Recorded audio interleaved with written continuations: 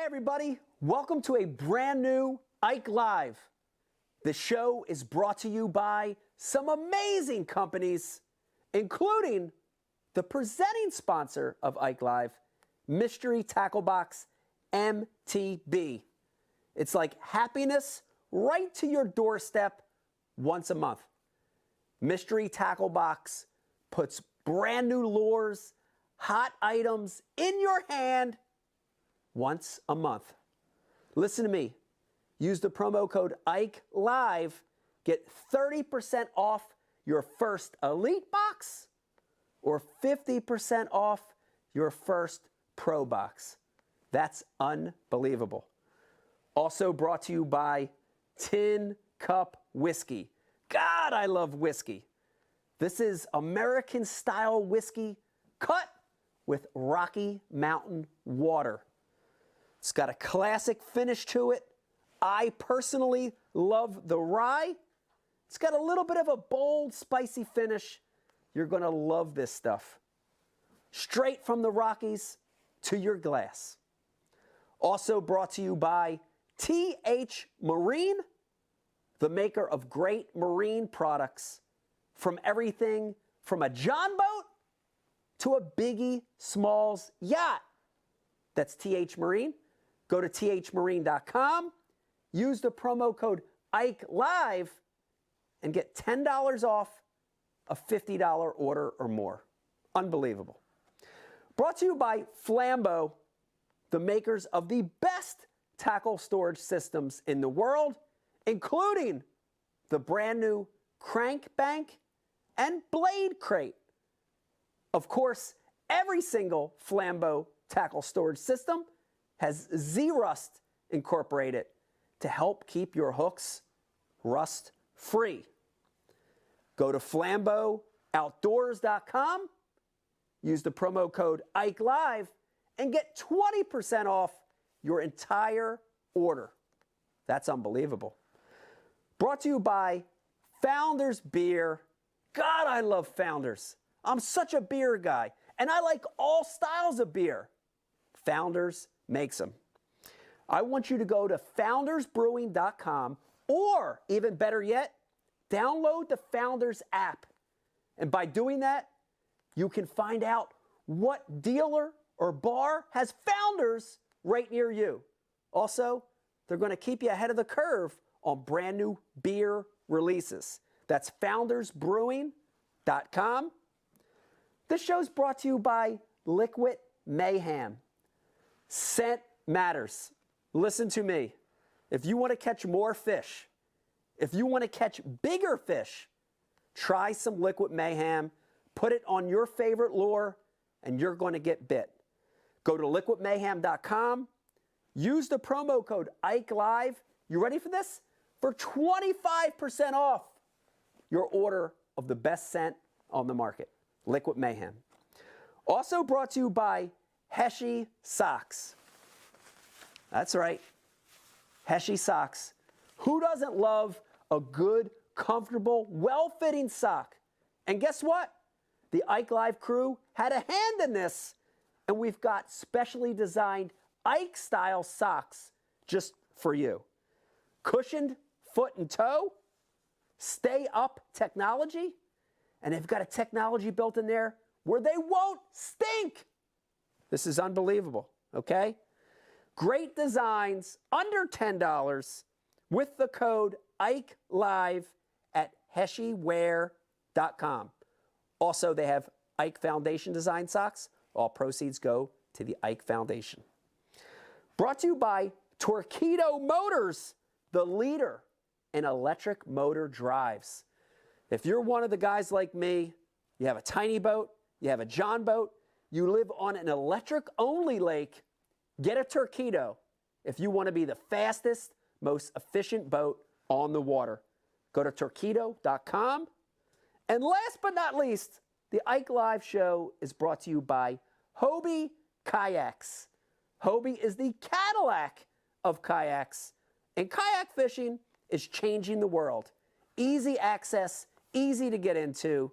I want you to go to Hobie.com to check out their large array of kayak products, including the one that I use, the Hobie 360. Listen to me. Prepare yourself. Get your popcorn. Get your Founder's Beer and Tin Cup Whiskey. Get ready for a brand new Ike Live show coming up live right now. Come on, let's watch. Hey, everybody. Welcome to folks at home, how you doing tonight? Welcome to a brand new Ike Live show here on a glorious Sunday. And we've got a great show for you tonight. She definitely did that on purpose. She probably did that on purpose. Quincy the dog is with us tonight. Hi, Quince. I know a wire is going to get pulled here any second. Go get mommy. There you go. That's exactly how I wanted to start the show, with a barking dog. This is great. Hi, Stella. Can you take the dog? Can you take the dog? All right, listen to me. I already know this is going to be a special show. Come over here. Come in here and sit. Not you, Quince. I want Stella to come in here real quick. Come here. Oh, God. The dog's got the Heshi Socks now. All right, come in here. That's all right. We can talk about the Heshi Socks. We got a surprise guest that came in impromptu real quick here. Mrs. Stella with us. Stella, how you doing? I noticed you have a jersey on. What is this jersey? Real quick. Say it into the mic. What is this jersey? It's for lacrosse. This is your lacrosse jersey. Oh, and wow. Today was a special day. What was today? Today was my first game. Wow. I got to watch you for you had two. You had back-to-back games, and I thought you did excellent. I thought for your first game, you had good hustle. You worked hard, and I just wanted to say congratulations and good job. Thank you. Okay, can you go find my Heshi Socks and bring them back if you can? If not, just leave the dog outside. Listen to me, guys. We got a great show for you tonight. We've got the one and only Trip Weldon joining us here in just a little bit. And if you follow competitive bass fishing, you know Trip. He's probably more famous than any of the anglers over the years, and was definitely, he was the reason that I kind of came up through the ranks. He was there the entire time. Real special guy, friend of ours, friend of the show's. Cannot wait to get Trip on a little later. Want to introduce the room. Sitting to my left in studio, we've got the one and only Riz, a.k.a. Rizzo, a.k.a. Rich, with us tonight. How you doing tonight, Rich? Doing great, Mike. Good to be back in studio. It's going to be a fun show. I can't wait to talk to Trip. I like nerding out on bass fishing history, and this guy has seen literally all of it. A lot of it. So it's going to be fun to interact with a guy like that. It's going to be great. I can't wait. Joining us via the Zoom machine, we've got the co-host of the show, the crust of the show, the one and only Pete Glusick. Pete, how you doing tonight? I'm doing good. I saw Riz. This is the second time. First time I saw him just a few hours ago on the Susquehanna River. Wow. Okay. Yeah. Doing a little fishing out there. Yeah. It was cool. I had Shelly and Jake and one of Jake's buddies, Tanner, out, and they made their first casts of the year. And Nice. it's a nice day, man. We just tooled around, enjoyed the Chesapeake. We didn't really catch much, but we had fun getting out on a nice day. Well, the weather's impeccable here in the Northeast. If you're watching, finally spring has arrived in the Northeast, and a 60-degree day today. Pete, looks like 60s this whole week. I'm expecting big things in the fishing world here in the Northeast. It's going to unload, right, man? These fish have been dying to get up, and this is going to be the week for us. You know, I think you're anybody right. in our latitude, they're going to crash. I think you're right. I think it's going to happen. And last but not least, of course, producing the show tonight, pushing buttons, making plays, the one and only Brian Carpenter. Brian, how you doing tonight? I'm good, man. Did you say Pete looks 60? Yeah. No, I didn't say looks. I'd say looks sexy. Oh. No, I didn't say 60. I said sexy. Yeah, this is the week. This is the week, right? Yeah, it's going down. Yeah. It's going down. It should go down. Rich is ready to fire himself from all his jobs. I know. I am too. I'd like to go fishing every day this week. You heard the super long intro about the sponsors, but I did want to hit you with a couple updates. Mystery Tackle Box is the presenting sponsor of this show. And, man, we have been rocking that Elite Box the last couple shows. We're going to open a new one tonight again. Dude, this is the deal. I know you've heard us talk about it, but if you're not a subscriber, go over to mysterytacklebox.com. use the promo code Ike Live. You're going to get 50% off, half off your first box. That's big. Heshi Socks, you saw the dog Quincy run off with them. That is great. They're awesome. Listen, they're awesome socks, and they're lucky socks. Ask Justin Kimball, JK of Bash University. He's winning everything he touches. I give that success not to BU or Pete. I give it to the socks. I think it's the socks. Heshi Socks. Heshi Socks cause him to catch all those fish. Also, we have the Ike Foundation socks over there, and if you purchase the Ike Foundation socks, that donation, you'll get the socks, but the money will go right to the Ike Foundation to help get kids fishing. Go to heshiwear.com. Very, very important. Flambeau, you heard us talk about Flambeau. Dude, they've got these new 2 storage systems. I know all you guys are already using Flambeau boxes, but I want you to check these out. We've got the Blade Crate, designed especially for spinner baits, buzz baits, really cool box, and also the Crank Bank. It's a new way to store treble-hooked lures, jerk baits, topwaters, crank baits. Great time of the year to add that to your tackle storage arsenal. Also, Liquid Mayhem. Scent. We always talk about scent's important. But this time of the year, I'm telling you, when that water's still cold, right? It's warming, but it's cold. Try scent. It makes a big difference. Go to liquidmayhem.com. Use promo code Ike Live. You get some great scent over there. Last but not least, Pete, we're drinking some good stuff over here tonight. I don't know if you knew that. We're drinking Founders. We got the Moon Rambler All-Day IPA over here. We got, go ahead. And we're drinking Tin Cup. And Brian the Carpenter, what do you got? You want to talk about that a little later? A little later in the show? Make a little surprise announcement? Yes. Okay. Yes. Mm-hmm. All right, so cheers to everybody drinking with us tonight. On a dang Sunday. On a dang Sunday. This is going to be a good one, Pete. When you talk about people that are important in the history, right, of a sport, right, you tend to go right to the anglers, right? You think about great anglers that have been involved over the last 30, 40 years. And it's easy to forget about this guy, but we've known him forever. And to me, he's a part of the history of the tournament side of bass fishing. And we got Trip Weldon with us tonight, Pete. I can't wait to talk to him. It's going to be great. I can't either. It is he's such a powerful force. He's been there for so long. Yeah. And, it's one of those jobs. It's a thankless job. It can really be thankless. Yeah. Every decision you make, you've got half the guys are going to argue with you. Yeah. Half the guys are going to agree with you. Right. And, it's just such a difficult spot. But Trip has always been steady. He has always seemed to me to try to achieve excellence. Yeah. And try to do the very best that he could in creating a playing field that we could all survive in and compete in. Yeah. And I've always appreciated that from him. So Yeah. and he's been there every single tournament, every single time. I can't imagine, the things he's heard and seen and knows about this sport. I'm looking forward to, diving into his memory bank a little bit. I cannot wait to get him on the phone. And I'll say this right now, and I don't want to make any of the other tournament directors I work with mad. I've worked with some great tournament directors on a lot of circuits, FLW, MLF. But in my opinion, Tripp is the best tournament director ever in the history of the world. And we're going to get to talk to this guy. Cannot wait to get him on just a little bit later, just a couple minutes away here. I do want to do a little catch-up. Brian, some big things have happened in the last couple weeks since our last show. Big things?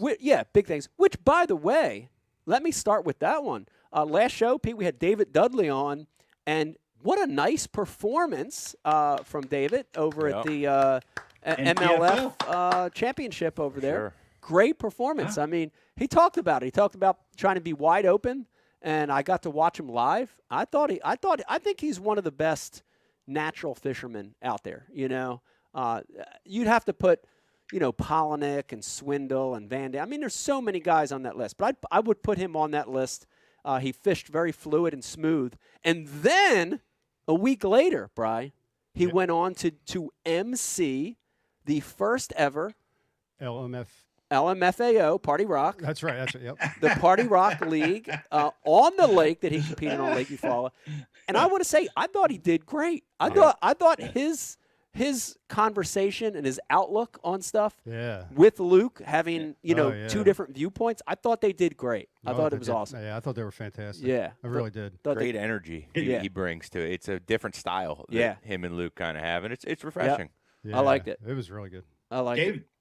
David's insight was cool. I mean, Yeah. when he starts talking about adjustments and Yep. fish movements and all that kind of stuff, I mean, you've got a killer out there in David Dudley Yeah. that has won giant tournaments.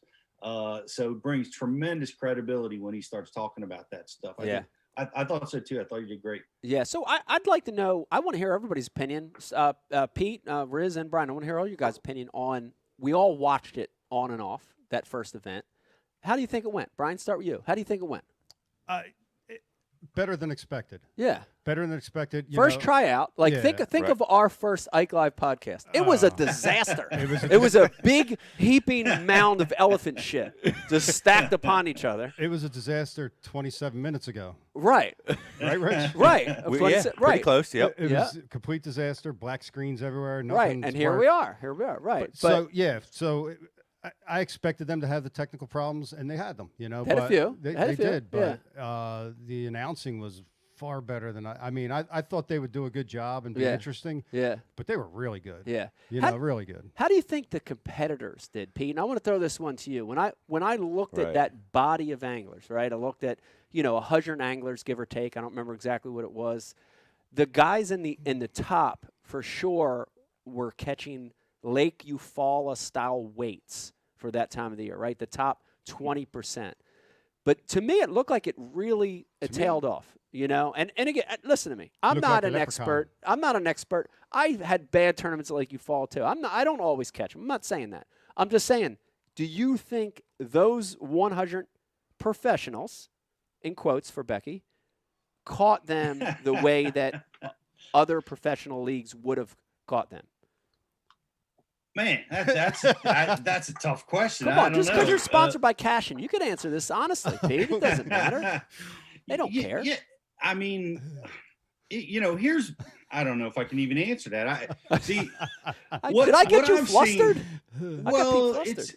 I didn't realize you were going to go there, Well, and now that I'm considering what you just said. I mean, here's the thing. Here's the thing. I believe a lot of people are thinking this, right? I said it, but I think a lot of people are in their mind are saying, did these guys are these guys the caliber? Did they catch them like other professional leagues would have caught them in that particular league? It's just a question. What I'm curious as to is how many of these guys in this league, because like a lot of I noticed kind of like a trend, like a lot of guys caught a big bag one of the days or like one or two of the days. So like I'm wondering how many of these anglers on this tour they're not used to the 3-day format, or did they fish 3, right? Or did they go 4? I think they fished Well, 3 days. 3 days, right? But still, anglers fished all 3 days. That's different than, your 1-day event that, a lot of anglers are used to. So what I'll be interested to see is in the second, the third, the fourth event, after these guys have time to kind of adjust to fishing multi-day events, see how the weights kind of start to stack up there. Yeah. That's just looking at it from a perspective of like myself. If I went into a 2 or 3 day event, it's something new for me. I don't know how to manage fish. Right. That's the other side of the coin with that, because there's definitely big bags caught. Yeah, I'm sure there was a learning curve there, Pete, and some of those guys I think have to get an event or two under their belt, and you'll see some momentum For sure. Yep. I got to comment. What I did notice is some of the guys that were live seemed to be on camera for the first time, so they were kind of That's another good point. Yeah. wrestling with that. Yeah. I noticed that. John Sokup, I interviewed him and I watched him fish, and he would have been tough to contend with by anybody in that tournament. I think anywhere in any of the leagues, I'd agree. To beat him, especially this, because I didn't know this, but his advanced forward-facing sonar capabilities were well beyond what I thought they were, and this came from he's been fishing on the professional crappie tour Wow. for a while.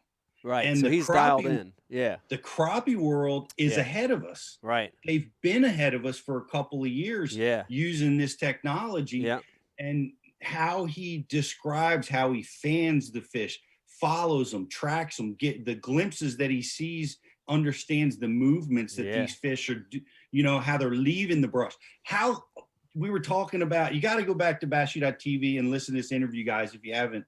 But he talks about how the fish leave piles and how you have to fish around them in some instances. Yeah. Other instances you got to dive into them. And when by looking at that sonar, how he determines what to do. So that being said, he would have been tough to contend with.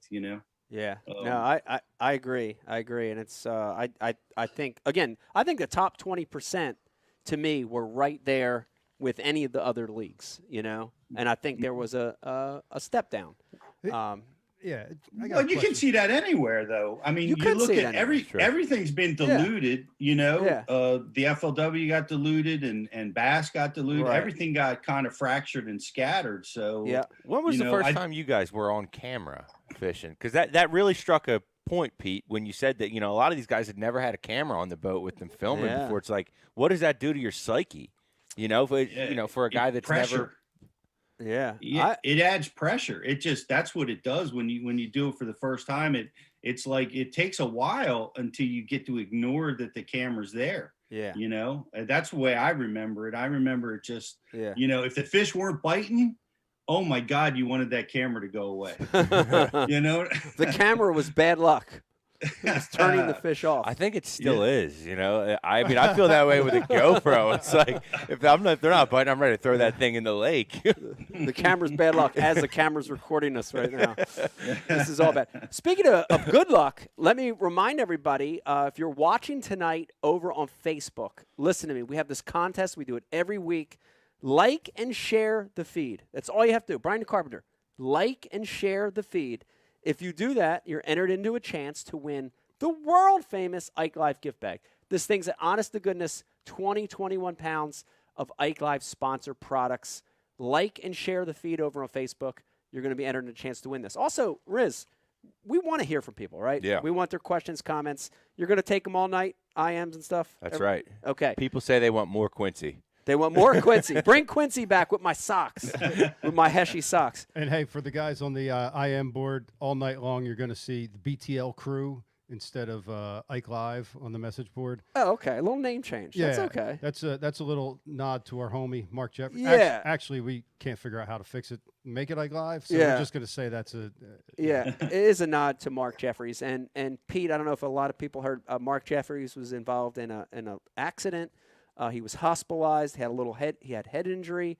He's doing better. Becky talked to him early in the week. Really? He's All back right. home. He's recovering. So Fantastic. we're thinking about Mark Jeffries. Yes. We love you, Mark. Get better soon. Yeah, man. Definitely, dude, think about that, though, right? Like, life is so short. When you hear about stuff like that, dude, I know we're going to talk to Tripp later. I think he's got a new outlook on life. And when you see these things and hear about these things, think about it, man. Life is short, dude. Take every day to its fullest. Right. Yep. Also want to catch up with a couple other things. We've got official dates now. Yeah, Brian, what do you got? I wanted to comment about the professional crappie league. Oh, yeah. What do they do? Just bring them all in and eat them? How's that work? I don't know. Pete, wanna do you be at know? the I after don't party. know if they – I believe they do keep them. I don't know if they release them, but I think it's interesting know. because I think it's as competitive and as, difficult as a top-level bass tournament. I Knock really the do. hell outta here. Abso-freaking-lutely. I was going to say a bad word. Absolutely. And all I know a couple of the guys. I know a couple of the crappie guys. And I'm telling you, dude, they are dialed. Now, there's different rules. These guys can use, it's like a lot of rods. They can put spider rigs out. There's different rules. Is but it one biggest fish or best five? no, I think it's numbers. It's 5 or 10. And of your total weight. heaviest total weight. Yeah. Yeah. So I mean, they're after big crappie, but the forward-facing sonar has changed that Yeah. because I can tell you, in my limited time of using it, I started using my Lowrance Active Target back in November. I saw it for the first time in October, got mine in November. Dude, it shows crappie like they light up. Yeah.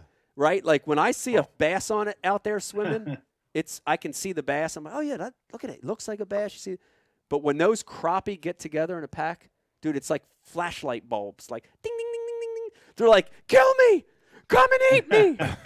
I mean, it's that easy with crappie. It's a special technology with crappie.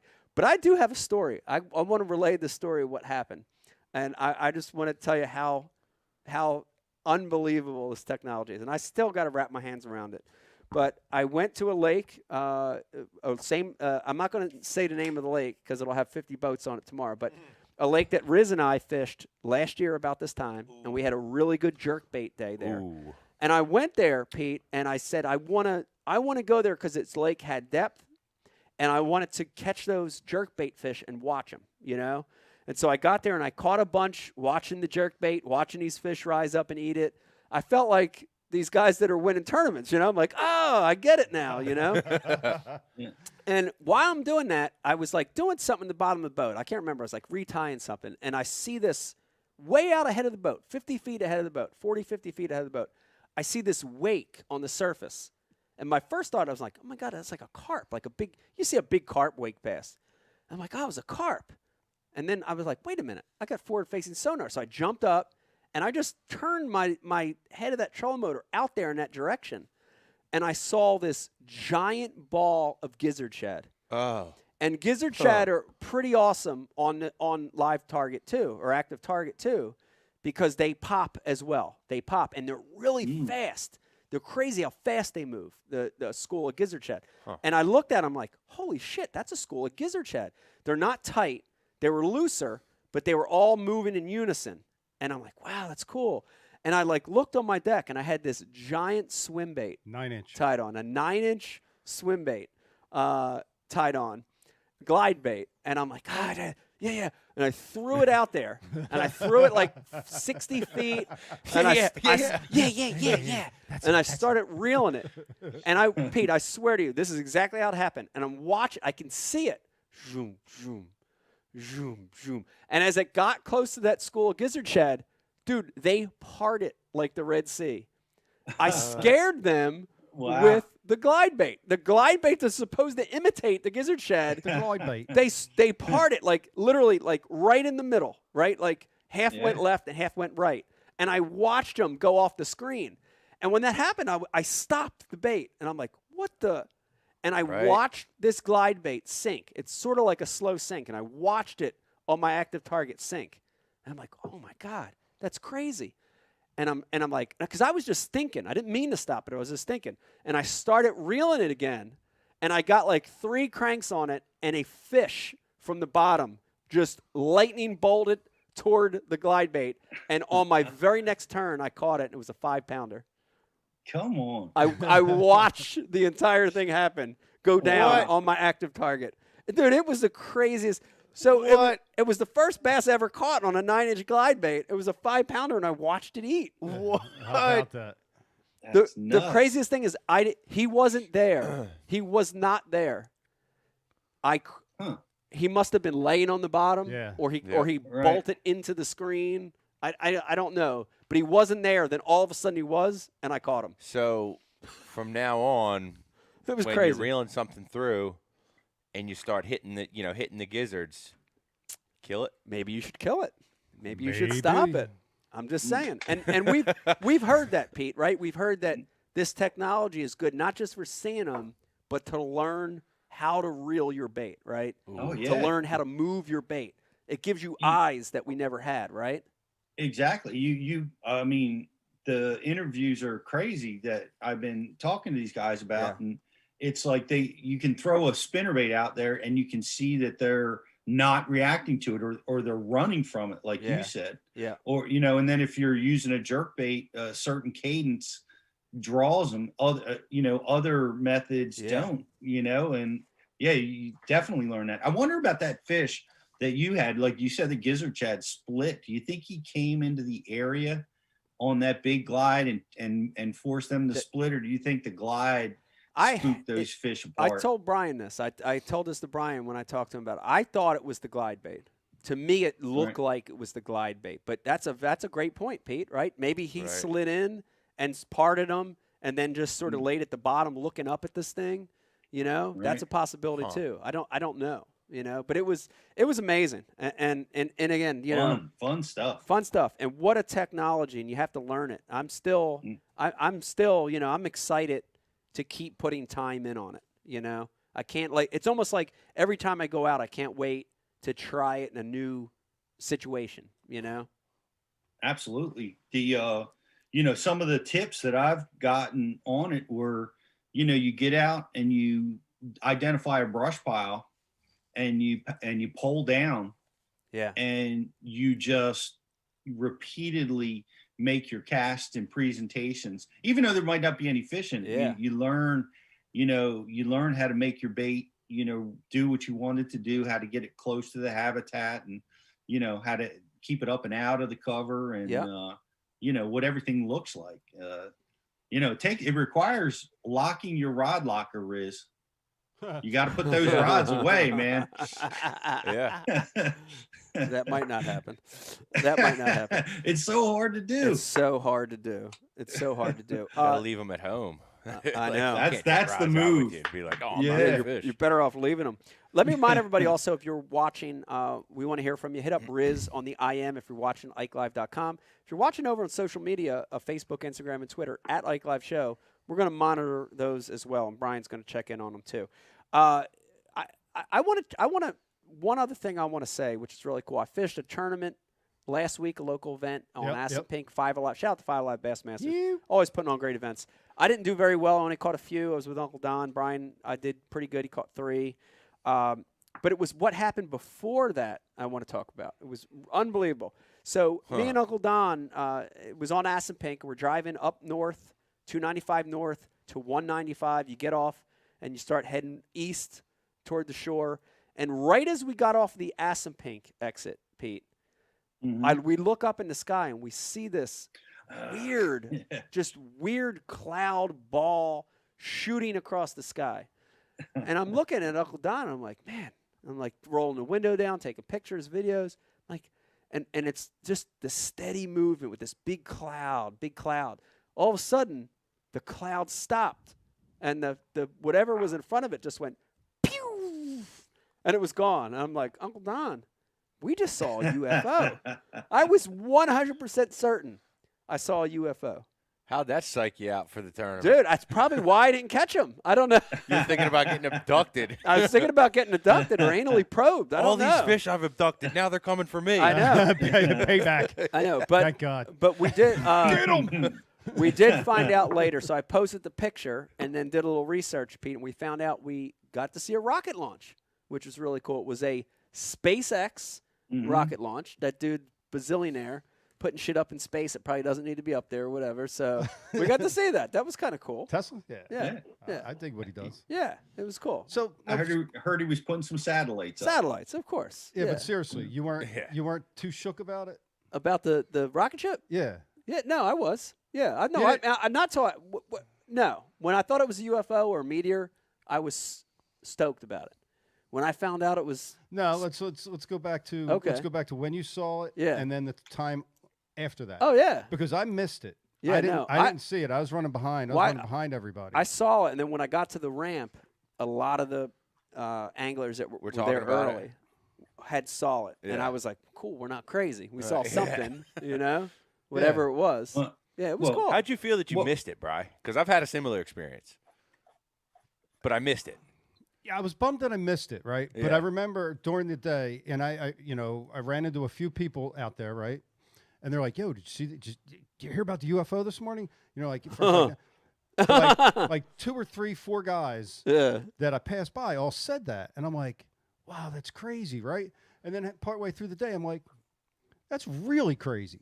Why is everybody still fishing? Yeah. You know what I mean? Like freaking aliens, dude. Why know. are we fishing? Yeah. And nobody was too stressed out about it. It was like, No, yo, did you see the UFO this morning? I'm like, nah, I can't. Mad saw that you missed it, right? Mike got a picture. How many are you catching? It was just like the conversation. That was it. Yeah, and that was it. And then we were worried about the stupid 2-pound fish. Yeah. You guys remember in 2000, it was either 11 or 12 when there was like an earthquake in this area, Yeah. like big enough for people to actually feel. Oh yeah. Oh, yeah. Well, I was driving down the shore when that happened, and apparently if you're going over 50 miles an hour in a car, you couldn't feel it. I was so mad that people are calling me. They're like, "Dude, did you feel that earthquake? Like my living room table, it was shaking." And I'm Yeah. like, "What are you talking about?" Yeah. And everybody thought I missed it. Yeah. Speaking Yeah. of earthquakes, Probably the only one. Speaking Yeah, of that- earthquakes, that was cool. We have earthquakes going on in Japan right now. Thinking about everybody in Japan dealing with the I didn't earthquakes. know that. Also have a volcano that erupted in Iceland, Pete. I don't know if you knew that. Wow. Yeah. No, I was not dialed in on that. But I do want to ask you a big question. Okay. Oh boy. We're talking about UFOs. Is there life on other planets? I'm gonna have to say yes. I'm gonna have to say there's life out there somewhere other than here. There has to Without hesitation. be. Without hesitation. It has to be. Yeah. I'm gonna say that. That's I have what to- that's what Tesla's going to send up there and meet Yeah. those people. Probably right. A meet and greet. Yeah. Yeah, Have there's no to. COVID in There's space, Pete. interbreeding. So COVID. There's no COVID in space. We're good, Pete. Just shut up I don't there. know, man. There's stuff growing on the space station up there on the outside. I don't know Really? what that is. Huh? I wonder what that is. Probably milfoil. It's Millwall. Come put it. Doesn't grow where I want it to grow. Yeah, come put it in Lake X. We need something out here. This place is pretty By the pretty way, sparse lately. We got Wawa Hoagie Lady on the message board, and she's apparently a huge big bait fanatic. Yes. So she's all in on the. I on know the big she's baits, in. on the big baits and the forward. I facing think donut. she knows. Classics. She Yeah. probably knows what big bait I was throwing too. I'm pretty sure Oh yeah. she does know. I want to get into the show. And anything else to catch up on, Bri, Pete? You got I'm you got good. anything? Riz, you got anything? No. I want to get into the meat of the show. I'm almost. Do we take a break, Bri? Or do we just get right in? I'm Yeah, I almost got- like. What do you want to do? I was gonna hit the commercial break and get All right. bring Trip. All in. right, that's a good idea. All right, listen to me. Listen to me. Listen. Hang in there because that was all junk, what just happened right there. We were just doing a little catch up. The meat of the show, the thrust of the show is coming up. I cannot wait. Hang in there. Trip Weldon coming on Ike Live when we come back. Hang in there.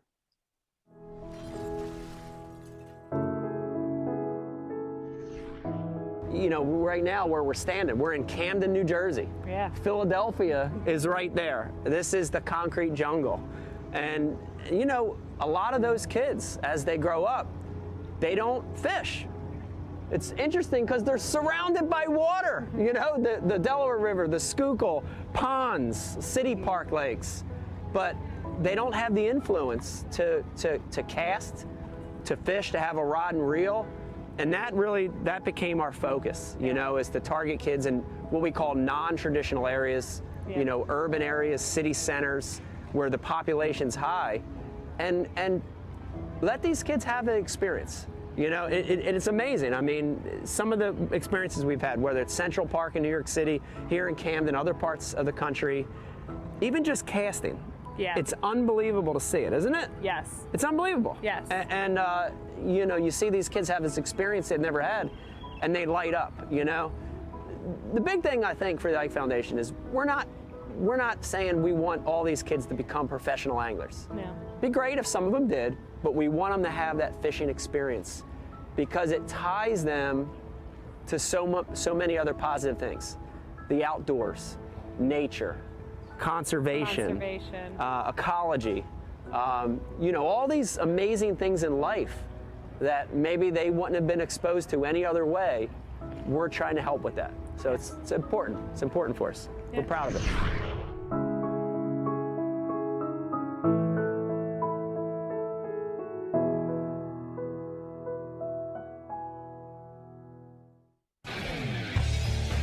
You work hard to catch your fish. TH Marine has two products to ensure your fish survive.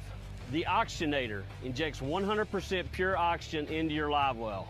That increases fish survival by 35%. For the perfect combo, add G-Juice live well treatment. It calms fish, stops bleeding, removes ammonia, and replaces slime coat. Get an Oxygenator and G-Juice and keep your fish alive. At Founders Brewing, we asked ourselves, what if we brewed a beer perfect for any occasion? A beer that makes a weekday feel more like the weekend, and the weekend feel more like an adventure.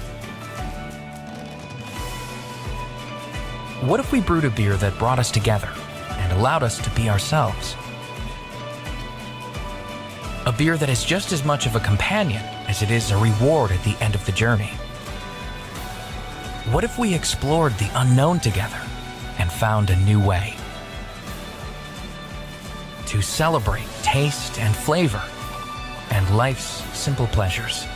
And what if we brewed a beer that could go where you go without slowing you down? Founders All Day IPA, low ABV and full flavor that goes where you go. Perfect for any occasion. We're excited to announce our brand new partnership with an amazing company, Heshi Socks. That's spelt Heshi Socks. Go to HeshiSocks.com to check out my brand new Mike Iaconelli collection. That's right, I have my own custom socks in tournament colors. I promise you, you will never, I mean never, find a more comfortable sock. The great news, all my socks are under $10 a pair when you use our promo code IKE20.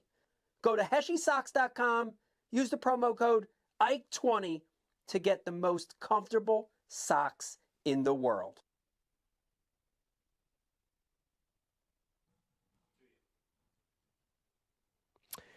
Hey everybody, welcome back to a brand new Ike Live show. I hope you're having a wonderful Sunday. I know we are. Got a special show for you tonight. Joining us in a couple minutes, we've got the one and only Trip Weldon joining us. I cannot wait to get Trip on the phone and talk to him and catch up with Trip. Let me remind you, if you're watching over on Facebook, Riz, we're doing the like and share contest. All you have to do is like and share the Facebook feed, and you're going to be entered into a chance to win the world-famous Ike Live gift bag loaded with sponsor products. If you're watching over on the other social channels, it's at Ike Live Show, and we're going to be monitoring those as well. But if you're watching on IkeLive.com, Riz, we want their comments. We want their questions, right? Send them through. Yep, we want to hear from you. We want to hear from you. Very, very important part of the show. Before we get started, as we do every week, we want to thank our military, men and women, active and veterans. Thank you guys for what you do. It's a crazy world right now. It's so crazy. Policemen, firemen, EMT, doctors, nurses, thank you guys for what you do. Strange, strange world.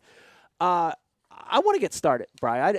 This is one of these shows where, you know, sometimes you get a guest on and you're like, keep him in the waiting room for a while. But this is one where mellow out I don't even want to. I don't care about anything else that's going on right now. You know what I mean? It's I hear you. It's that kind of show. I was just messaging with somebody who's coming on later, and Yeah. a little surprise. And I don't know if I've ever even really had a conversation with Tripp, but somehow I feel like I really know him. Right. And I'm so Yeah. excited to have him on or just to be a part of Yeah. this, to be a spectator to this. Yeah. So. And that happens a lot. I've seen that happen in other walks of life. You feel like you know somebody even you don't. But I really do know this guy, and I am so excited to finally get him on the Ike Live show. I know we've talked about this. The stars and the moon have not aligned correctly all those years. Finally, they have. And joining us live, the one and only, the world's best ever tournament director, Trip Weldon, joins us live. Trip. Woo! Trip, Mike Iaconelli. how you doing, Trip? I'm good, my friend. How are you? I'm very good. It's so good to see you. It's so good to hear your voice. First things first, how you feeling? How you doing? Fill us in. Well, I feel good. I appreciate you asking. I appreciate all the thoughts and prayers sent our way, but I feel good. For those that don't know, I have non-Hodgkin's lymphoma. Yeah. Hopefully I don't have it anymore. I did 6 chemo treatments. I have a full body scan the end of the month, and I'll get my results 1st of April. But the doctor's saying good things, and I'm clinging to what he's saying, man. Back fishing, I told Pete I fished a tournament right here on Lake Jordan yesterday, and getting my stamina back. So I feel good. That's awesome. It's awesome to hear. In fact, I was with I had to we had a field lacrosse game for Estella today. It was her first game, and Uncle Don was there, and Uncle Right. Don wanted me to tell you hello and glad you're doing well. And Uncle Don's thinking about you more than you know. So. Well, tell him I appreciate that, and miss seeing all you guys, miss seeing him, and I know he went through the same thing, and I appreciate your text to me, reaching out to me, Mike, back when I was diagnosed. Yeah, for sure. I got to ask you this because I know I've had this conversation, with my uncle. We've had this conversation with Aaron. We've had Aaron on about a couple months ago, Yep. Brian. Right. And just in the beginning of the show, we talked about Mark Jeffries had an accident last week, a near-death accident last week. What's this? How this experience? I know it's life-changing. Tell me about it, Trip. How? It is. I mean, when you hear the C word, it is definitely life changing. And I've been very fortunate, though. You hear all the horror stories about chemo, and different people react different ways. Yeah.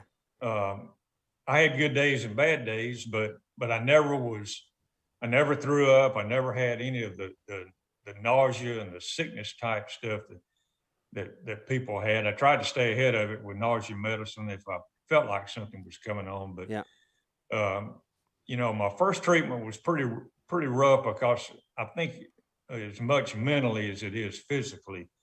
You come to a stop sign in life and go a totally different direction. And we kind of experienced that with Ben, our youngest son. He's a type 1 diabetic. He found out 3 days before he graduated high school.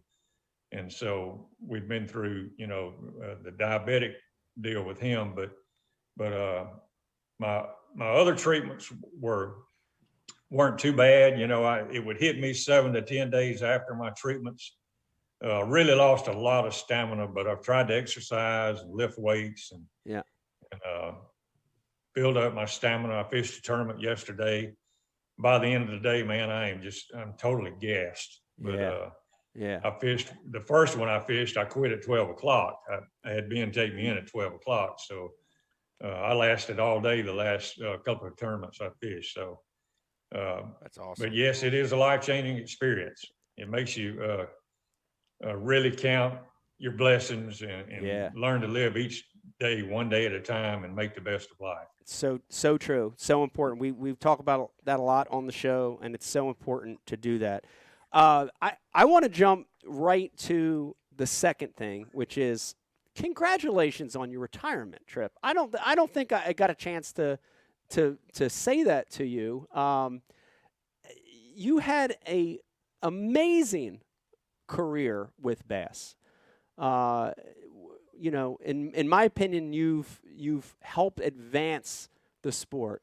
But I know, in talking with you, my few last years of bass, I kind of knew it was coming. How did you know it was the right time for retirement? And I asked you this because these are some of the things I'm struggling with right now.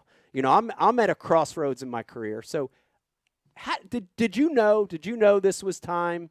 Did you have this planned? How did the retirement happen?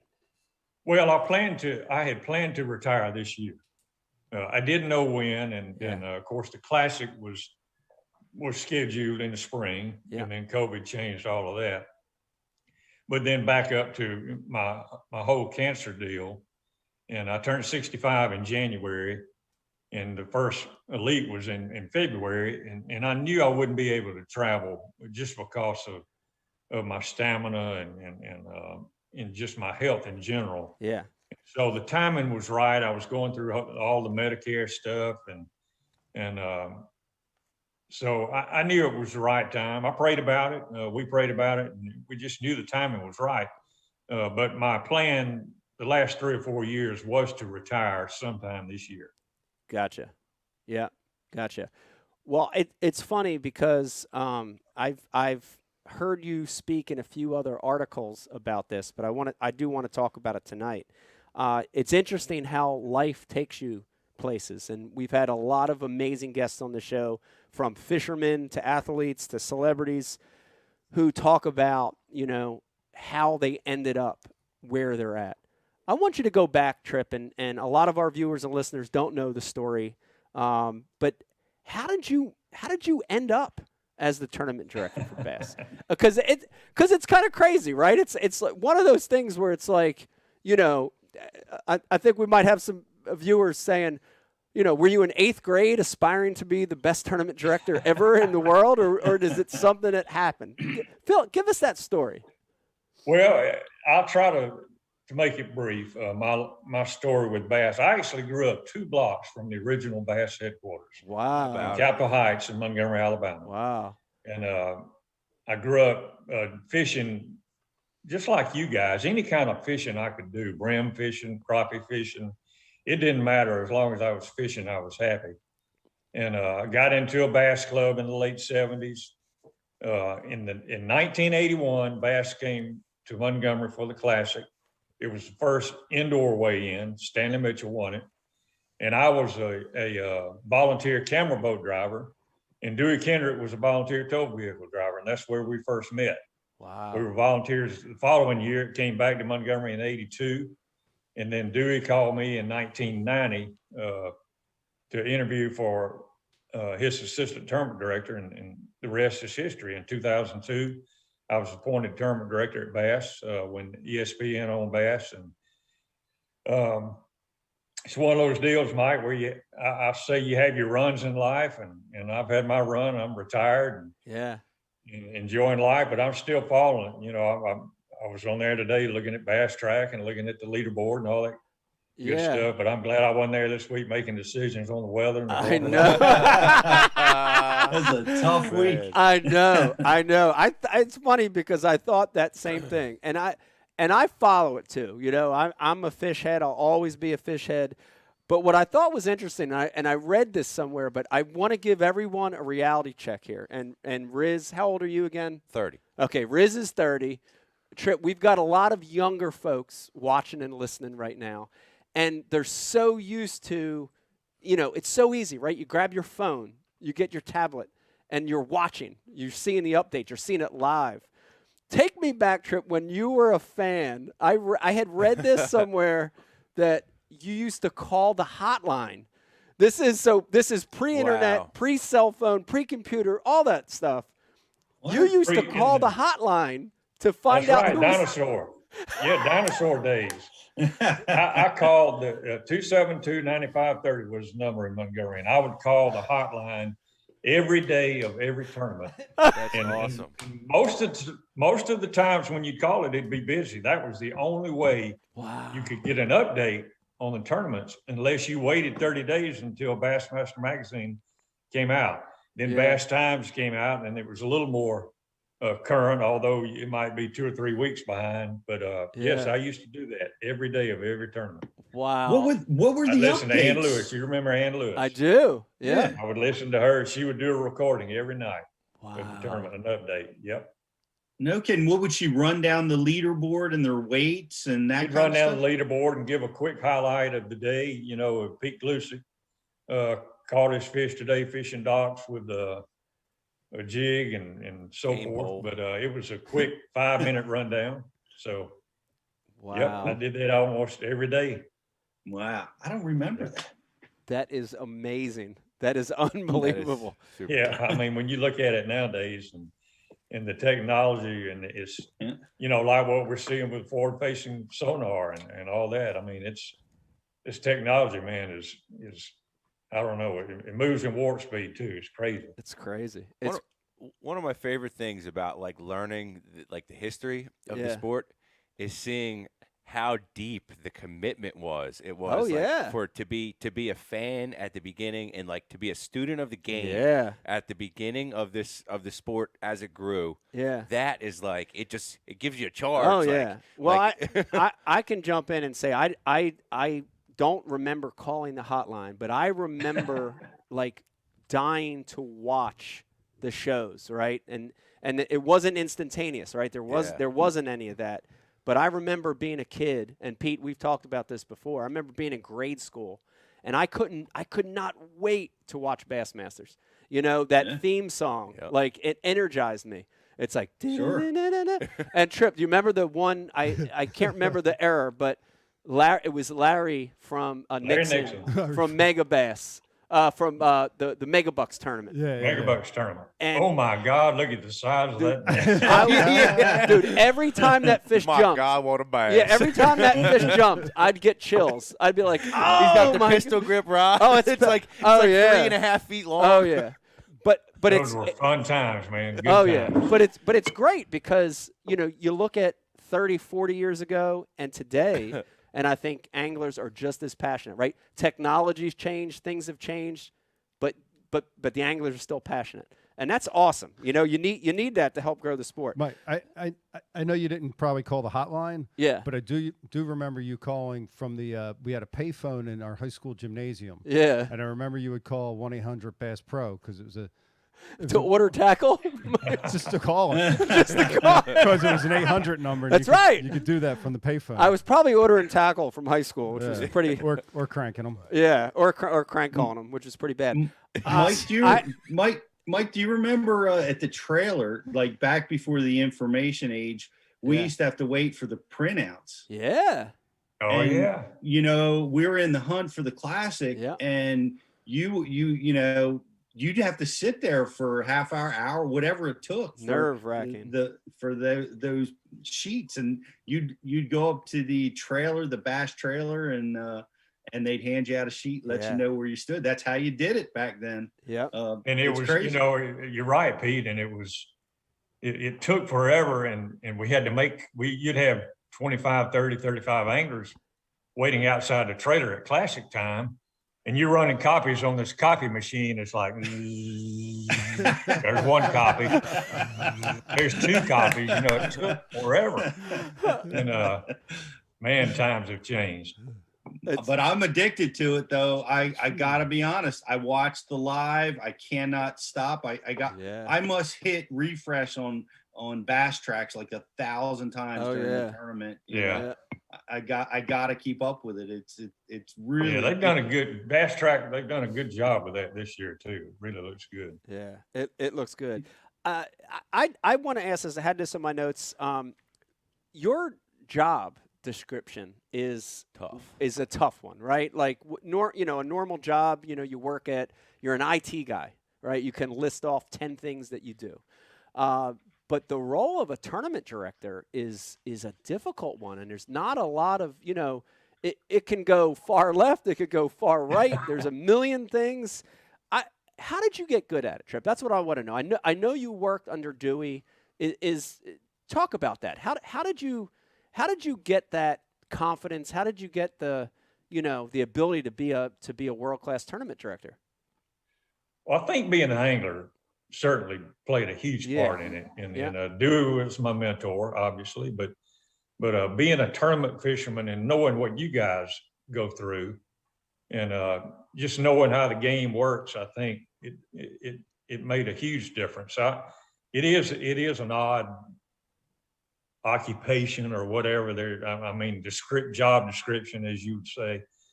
Odd is probably the wrong word. Different might be a more appropriate word, but I think just the experience. When I became assistant tournament director, I was still fishing. I was fishing red man tournaments, and a lot of team tournaments, and then in the late '80s. I still had the itch to be a professional angler and went part-time. And that's when Pete, I'm still mad at him. He beat me on that. But no, he had a great week. But I scratched that itch and knew that's kind of what I wanted to do. And I think we had a great team. We had good people at Bass. And you surround yourself with good people and do the best job you can. You work hard at it every day. Yeah, let me ask you. That's incredible, Pete. I wanted to stop you for a second and say I remember that tournament because I was in that tournament too, so I remember it. But Pete, did you feel bad winning that tournament? I mean, because you're probably one of the nicest guys I know. I'm not just saying that because you're my friend, Pete, but you're nice. Did you feel bad about winning that tournament, Pete? No. Man, I was desperate for my moment. I was like, I've been, I was just battling to get you know how it was. Like we're talking about the limited technology. You didn't get, you finished second place. You got like one sentence in Bassmaster magazine, maybe, you got to win that sucker to get, get the coverage, to get the sponsors and all that other stuff. Yeah. Pete had a great week. I had a terrible day too. I stunk it up big time, but Pete was consistent and had a great week, and it was a good job, man. Did you ever hear how I found those fish, Trip? I don't know if I've ever told you this story, and it might make you mad, or I don't know. No. We had you know how Kalijah Creek gets foggy, and it was real foggy on our practice day. I think our last one, and I launched and no GPS, none of that stuff. So I'm trying to get to this cove that I wanted to start my practice day, and I couldn't. So I'm idling and I'm losing shoreline. I'm kind of getting spun around. It's so thick you can't see the trolling motor, when you're idling, and all of a sudden I notice on my sonar just a little high spot comes up, and two fish were marked on what looked like a stump. That's where I won the tournament. Wow. Yeah. Wow. And I didn't, as a matter of fact, I had to stay there to wait for the fog to lift so that I could get back there again. Wow. Yeah, I remember it was like 80 degrees in practice, and then we had a bad front come through. Mm-hmm. I think it was the night after the first competition day. And That's I do remember day 2 was real windy and cold. And like I say, I didn't have a plan B. I had plan A, and that was it. Plan A worked on the first and third day, but I stunk it up on day 2. I remember you were jerk baiting, I think a Lucky Craft when those were just coming out. At least that's what I thought that I heard, that you were jerk baiting around the docks or something like that. No, that was Everstart I won down there. I was actually skipping a jig under docks. Docks and pontoons. Docks and pontoons. I remember. Docks and pontoons. I remember. Yep. Pete's favorite fog on the message board. Just throw that out there. I've actually got a really good story too. I want to just throw out there. And Uncle Don reminded me of it at the game tonight. And I don't know if you remember this, Trip, but I got to relay this story. So we have literally been working together my entire career, Trip, whether you know this or not. So I was lucky enough in 1993 to get drawn as a co-angler, as an amateur, in the BASS. I think they were top 100s or 150s back then? Top 100s. 100s. Yeah, in 93. The first one I got drawn for, I was a college student, and I did really poorly, but I had an amazing time. I drew Fritz, Cliff Craft, Gary Klein, and one other guy my first year. I didn't do very good. The next year I put in for 2 more. I didn't get drawn for the one, but I got drawn for the exact same location again, which was Lake Norman in North Carolina. Yep. And I went on in that one to have some great draws as well. Guido Hibden, Cliff Craft again, Chet Dalfit. How was the first time you were with Craft? The first time I was with Craft was he didn't care about hooks. I remember he had the worst. He had like saltwater trebles on his top water, and he didn't care. And I remember being a co-angler looking at him like, are you not going to change these hooks? I'm looking at these like silver anodized hooks, and I'm like, you're the professional. But the second year, I was having a good event. And by the third day, back then, Trip, you remember they were 4-day events. And by the third day, I was leading, had a very slim lead. And, I had drove there with my uncle. And so this is crazy. Like, this was a family affair. So it was me as a college student, my uncle, my grandfather. We were all in my uncle's van. And at the time, he drove these, like, panel vans almost. Like, he was a van guy, right? Passenger van. Yeah, passenger van. Yeah. In the 70s, he was a van guy. And at the end of the third day, he went up to you, Trip, and because you were working that one, and you didn't know Don from Adam, and Don asked you. He said, "Hey, my nephew Mike's winning this, and he's going to win the tournament, and there's still a day left, and he asked you, he said, would you guys give us the hitch for the boat when he wins? and Don said you just looked at him like, like he had like three heads, like, do we give you the hitch? No, we don't give. And like, we've never towed a boat before, so that whole nine. But he had enough confidence in me, Trip, that morning of the last day, he went to a U-Haul dealer and had a hitch installed on his van, and I ended up winning that tournament. So, oh, cool. That was cool. That, I do. Yeah. I do not remember that. Yes. And I don't ever recall again someone asking me for a trailer hitch. That's how green we were back then. Wow. But man, what a history that we have, Trip. That was a neat story. Yeah, it's a great story. And I got to tell you, this is a great moment for me to tell you something. I know we're far away. You're in Alabama, I'm in New Jersey. But I want to look in the camera, look you in the eye, and say that the years that I tournament fished, I cannot thank you enough for being a great tournament director all those years. There were days where I disagreed with some of the decisions that you made, but I never disagreed with how hard you worked and your commitment to the sport and growing the sport. So I just wanted to say thank you. I don't think I ever told you that. Thank you very much, Trip. Well, thank you, Mike. I appreciate that, and I love all the anglers. I love you guys, and some decisions you make, are tough decisions, and were we always perfect? No, absolutely not. And so, but I appreciate what you say, and I respect you guys immensely and what y'all do. Yeah, well, we really, really do appreciate it. I want to go back. What were some of the tougher decisions you've had to make in your career? Because I know, like every tournament, there's a tough one, right? You got to make a judgment. And how do you get good at that? Like, how do you get used to making those tough decisions? It's so hard. I can't even wrap my hands around that pressure, of that every day of every tournament. But are there ones that you look back on and you're like, oh my God, I was pulling my hair out in that one? Are there ones that stand out as being the toughest or some of the toughest decisions you ever had to make? I've shared this on other shows. The weather delays and canceled days and all that, I didn't lose too much sleep over it. I tell anglers all the time, I'm not going to apologize trying to keep you safe. Right.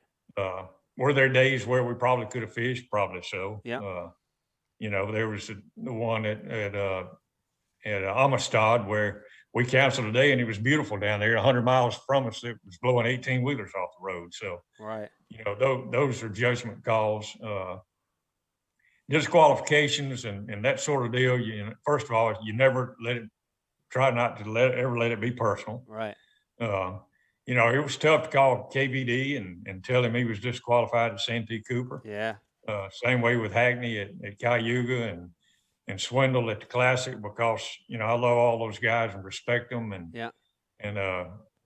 to a man they took it like men. It was not easy, but again, you don't make it personal, and so you try to stick by the rule book and do the best job you can, and keep that respect for the anglers and hope they respect what we're trying to do as tournament officials. Yeah.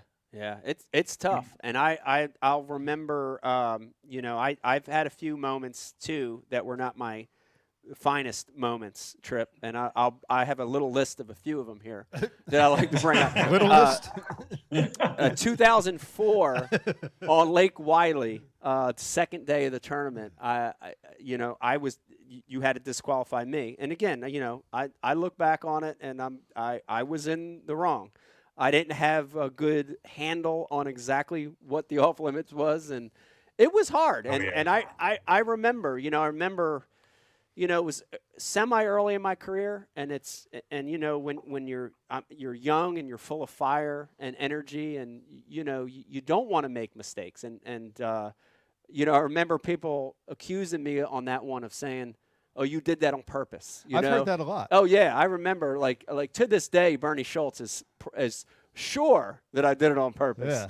And I did not. It was honestly a misunderstanding. But it was tough, and I remember that. You know, there were a lot of those that we had over the years, Trip. And some of them were hard to swallow. But again, you know, especially now that I'm older and I'm a little more removed, it's got to be tough, Trip, to make those decisions. You know, it's got to be, because you're trying to do the right thing and you're trying to remove yourself. Have you ever second-guessed a decision that you've made over the years? I think you always you reflect back on what could I have done different. You know, what could we have done different? Yeah. And I think the rule book evolves from those some of those moments. You know, when I first became tournament director, there were 3 penalties for rules violation. One was loss of catch for the day, loss of catch for the tournaments, 2, and then a ban from bass was 3. That was it. Right. And then after the swindle deal at the Classic, you know, I said, we've got to change this.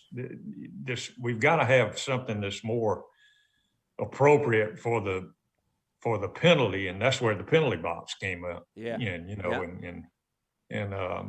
and several of the other rules. So, but I think you look back at every decision and you go back. I'll go back to what you said about pulling your hair out. You have to have hair first, Mike, to pull it out. but you know, I had a lot of sleepless nights, you know, over decisions you make. And because you know it affects people's career, or if it affects the tournament, it could affect their career. But I tell people, and I've told the other tournament directors, you know, you look at the field, if it's 100 anglers and one guy steps out of bounds, you got to think about those 99 guys that are in bounds. Right. And that's how you have to look at it. Yeah. That's a great way to look at it.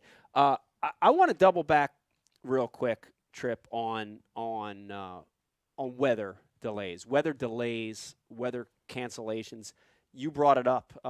We all watched this week as Bass postponed the event for a few days because of, you know, high water, you know, wind, potential storms. Right. That's a tough thing. And I looked from afar and I saw some of the anglers posting these beautiful calm water in the morning in the back, right?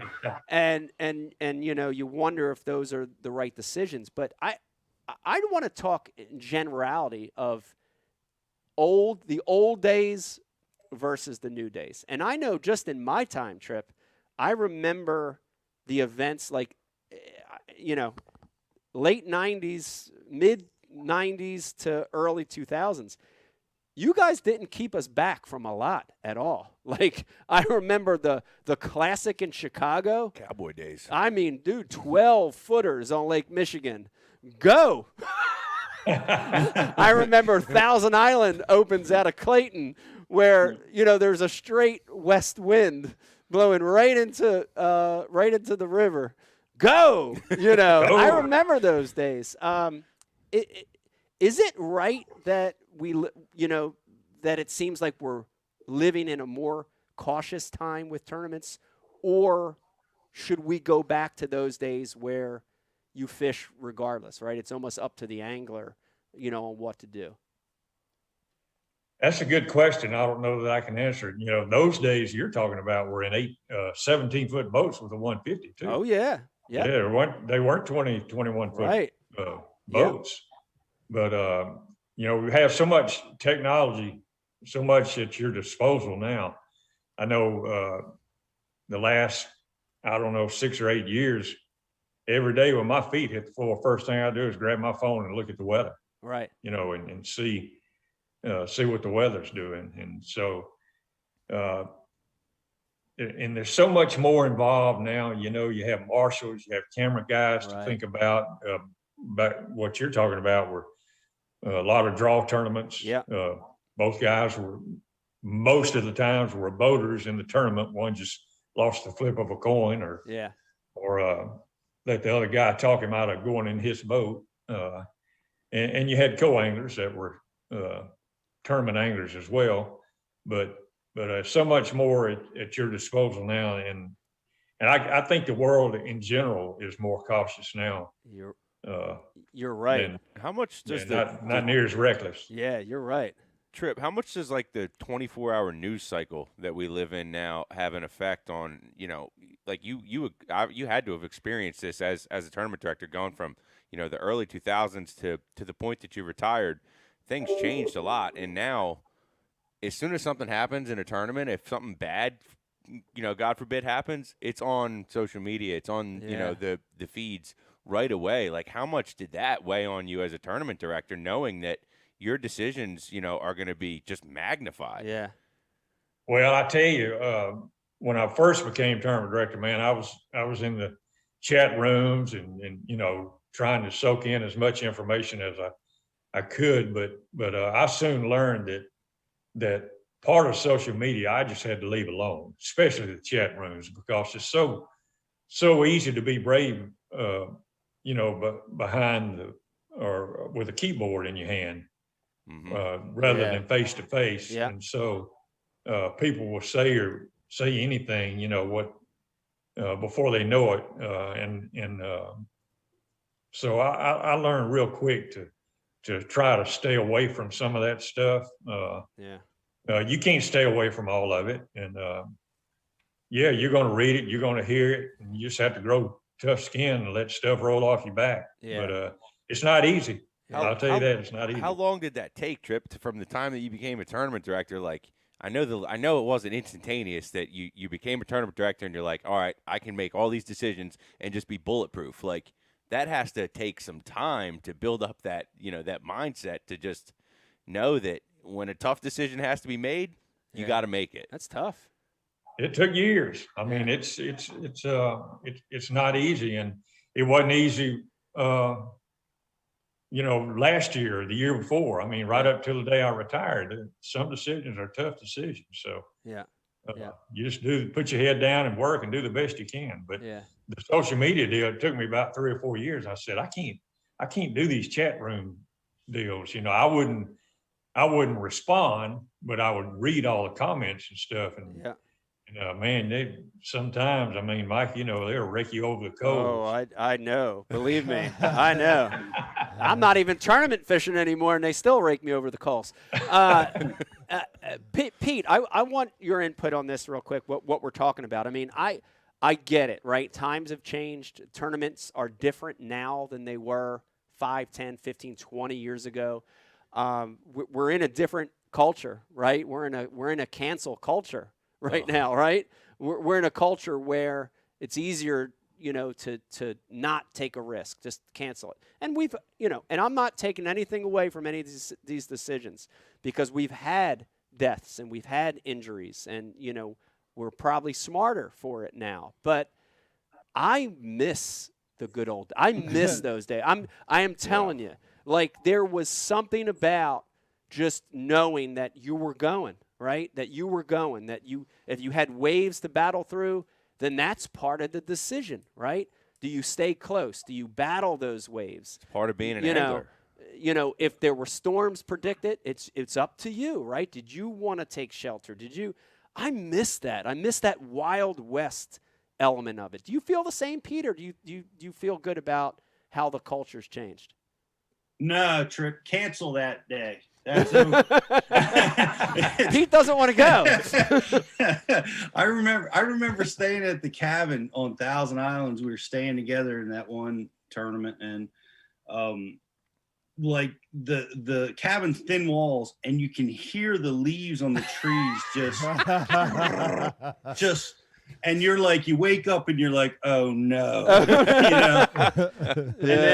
and then you go outside and it blows you over, and you look at the flags and they're like so straight, like frozen, and you're like, oh my God, it's got to be like 20 to 30 mile an hour winds. And then the forecast comes in and it says we got the Canadian weather, and it's like 3 to 4 meter waves out on Lake Ontario. Meter. And you're like, Meter. are you kidding me? But we've trained ourselves the entire time. Like, I remember we've had this conversation a million times. If you're going to fish Lake Thousand Islands, you got to go to the lake. If the wind blows, you got to go to the lake. And I remember, I remember being out on Lake Ontario this day, and I was drifting. That's all I could manage to do. And I'm coming up on this shoal, and I didn't realize it got that shallow, and a 12-foot wave curled on me. Oh my God! I didn't know, brother. Wow. It curled on me literally, and it filled my boat up in just one instant. And I was level flotation now in these 10 to 12 foot seas. Oh man. And I was about 5 miles away from the mouth of Lake Ontario, or the St. Lawrence River. And I remember Mark Menendez, shout out to Mark Menendez, came by me and saw that I was clearly in distress. And, you think?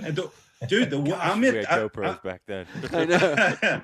I'm in the driver's seat, and water's like up to my lower chest, and the waves were hitting me up around my neck as they would just roll right over the boat, but my motor started, and it idled, and I was able to idle, and Mark Menendez in the middle of the tournament idled with me for about an hour.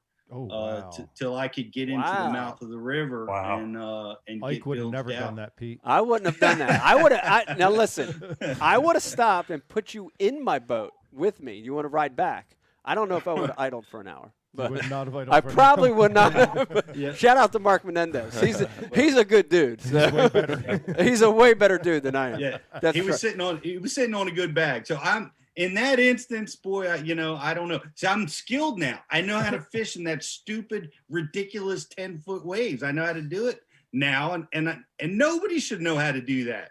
Right. No, I think you should, though. Honestly, as a fisherman, if you're going to be on big water, you need to know how to handle those kinds of scenarios, because it can get scary. You know.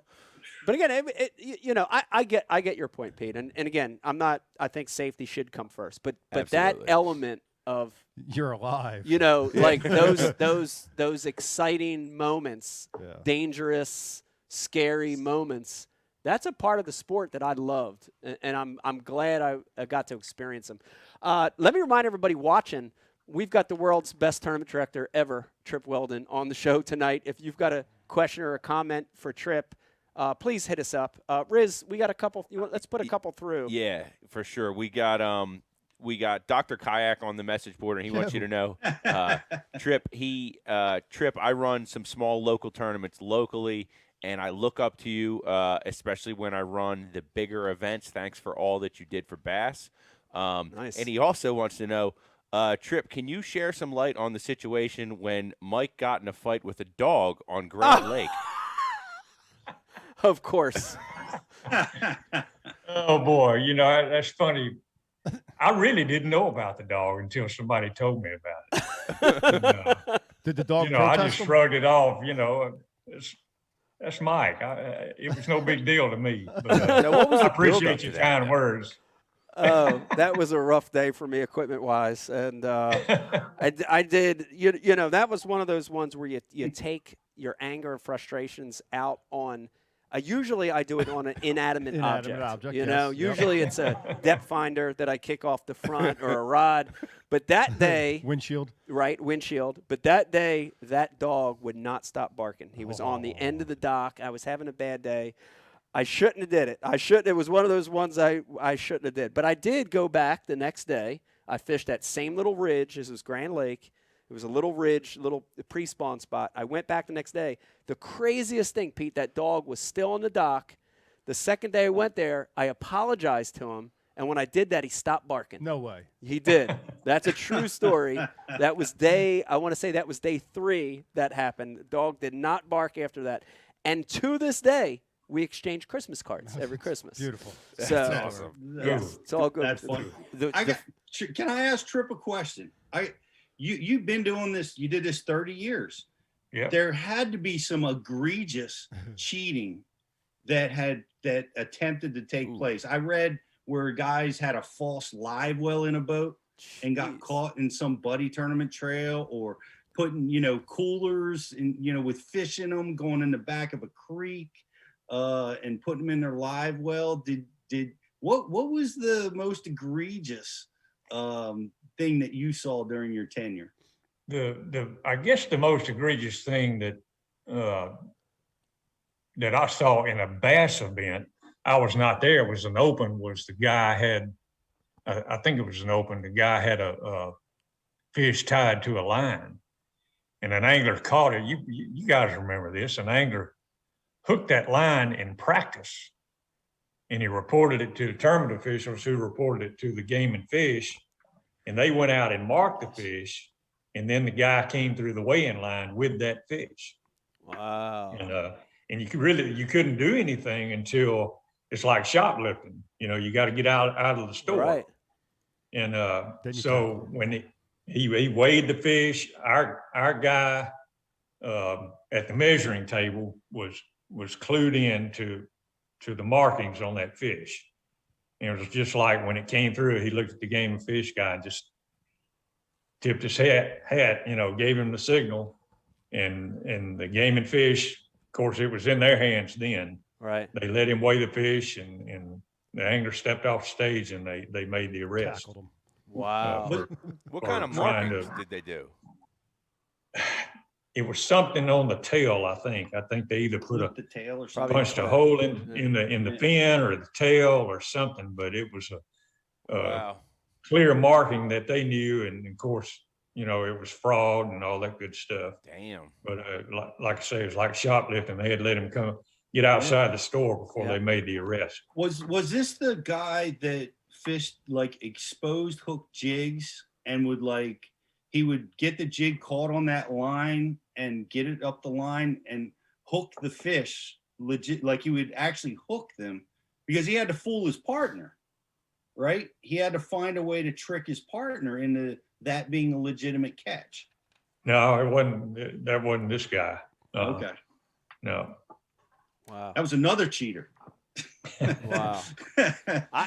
I tell you, I can tell you from my experience in tournament fishing is anytime you have money involved, right? The more that money goes up, the more some guys will be willing to push the boundaries. Now that's an extreme case, but I think anytime you have that kind of money on the line, you have to deal with this kind of stuff. This is a good segue. Pete, I'm glad you asked that.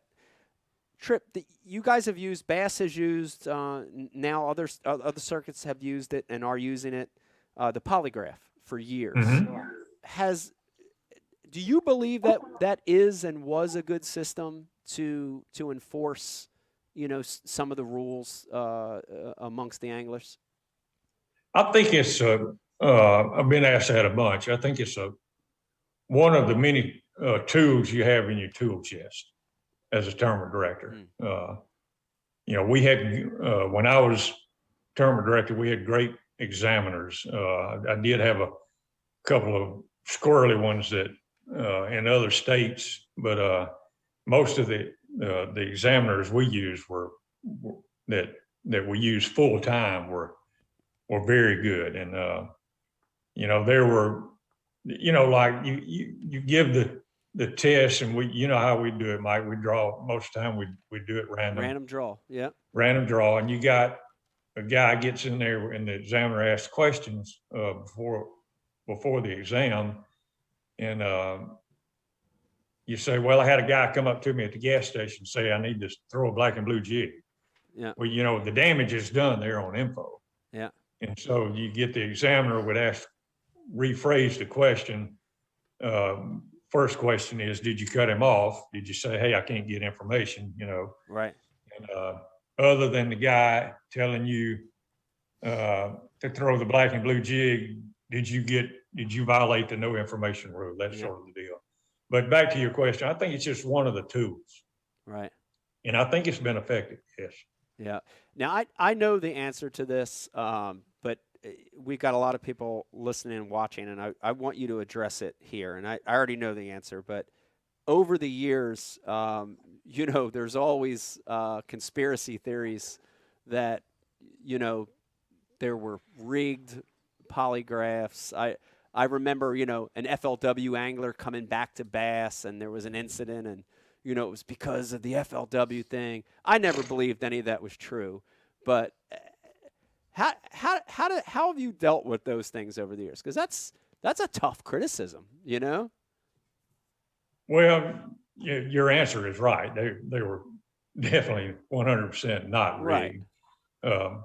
Unless there was a call for a polygraph, they were all strictly random. The examiner had the general questions way ahead of time before the tournament ever happened. So, we would let the anglers draw out the boat numbers for the people to be examined on that day. If your boat was boat number 15 and the angler reached in our bag of poker chips that were 1 through 100 and drew out 15, then you had to take the random polygraph. Yeah. And the questions were generic. They mostly evolved around the no information rule. Yeah. And a few other relevant tournament specific questions, but no, they were never rigged. I can tell you that. Yeah, I've taken a bunch, and I can remember it was all the worst polygraphs I've ever took over the years.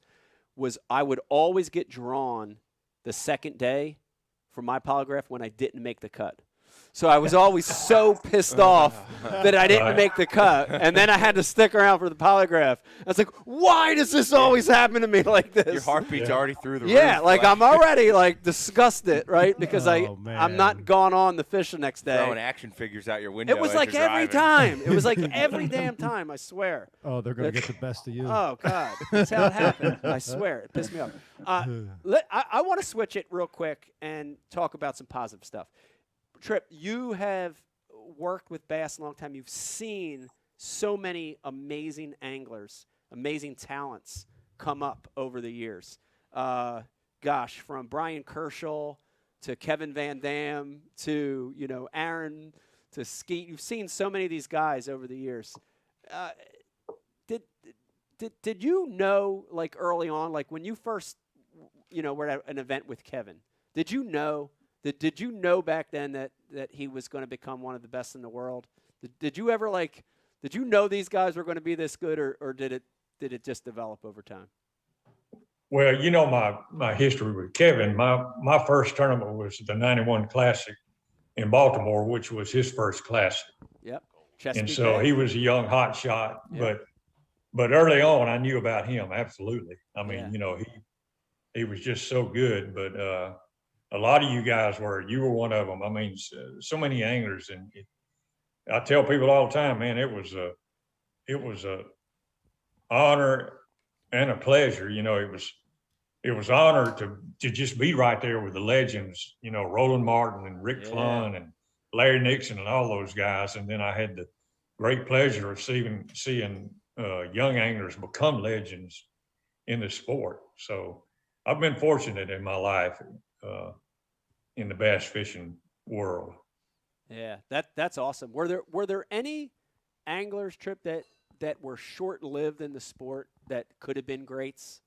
I know, we get guys every year that'll be in for a year or two, and then for whatever reason they go a different direction in life. Do you remember any specifically that you thought could have been a great?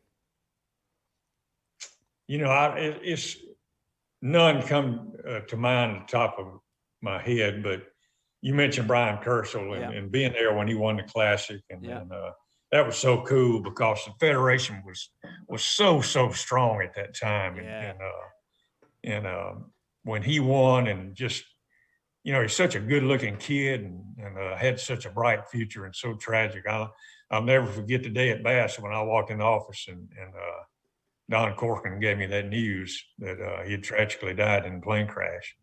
And man, it was a somber mood around Bass headquarters for a long time. Yeah, it was here in the Northeast too, because we're all Federation guys here, and man, I remember it, Pete. I remember. In fact, Brian, I remember it happened, and then we had a club meeting. Yeah. It was either the week it happened or the next week. It We was had, I think, right it was, after. It was our club banquet. Was it our banquet? Yeah. November, December. Yeah. Something like that. And man, I remember just the feeling of emptiness, you know, because for the guys in the Northeast trip, I mean, he was a representative of the National Federation, but he was a representative of the Northeast. He was us. He was one of us, you know. Absolutely. He was an underdog. He was an underdog, and he was a Northerner. He was a Yankee.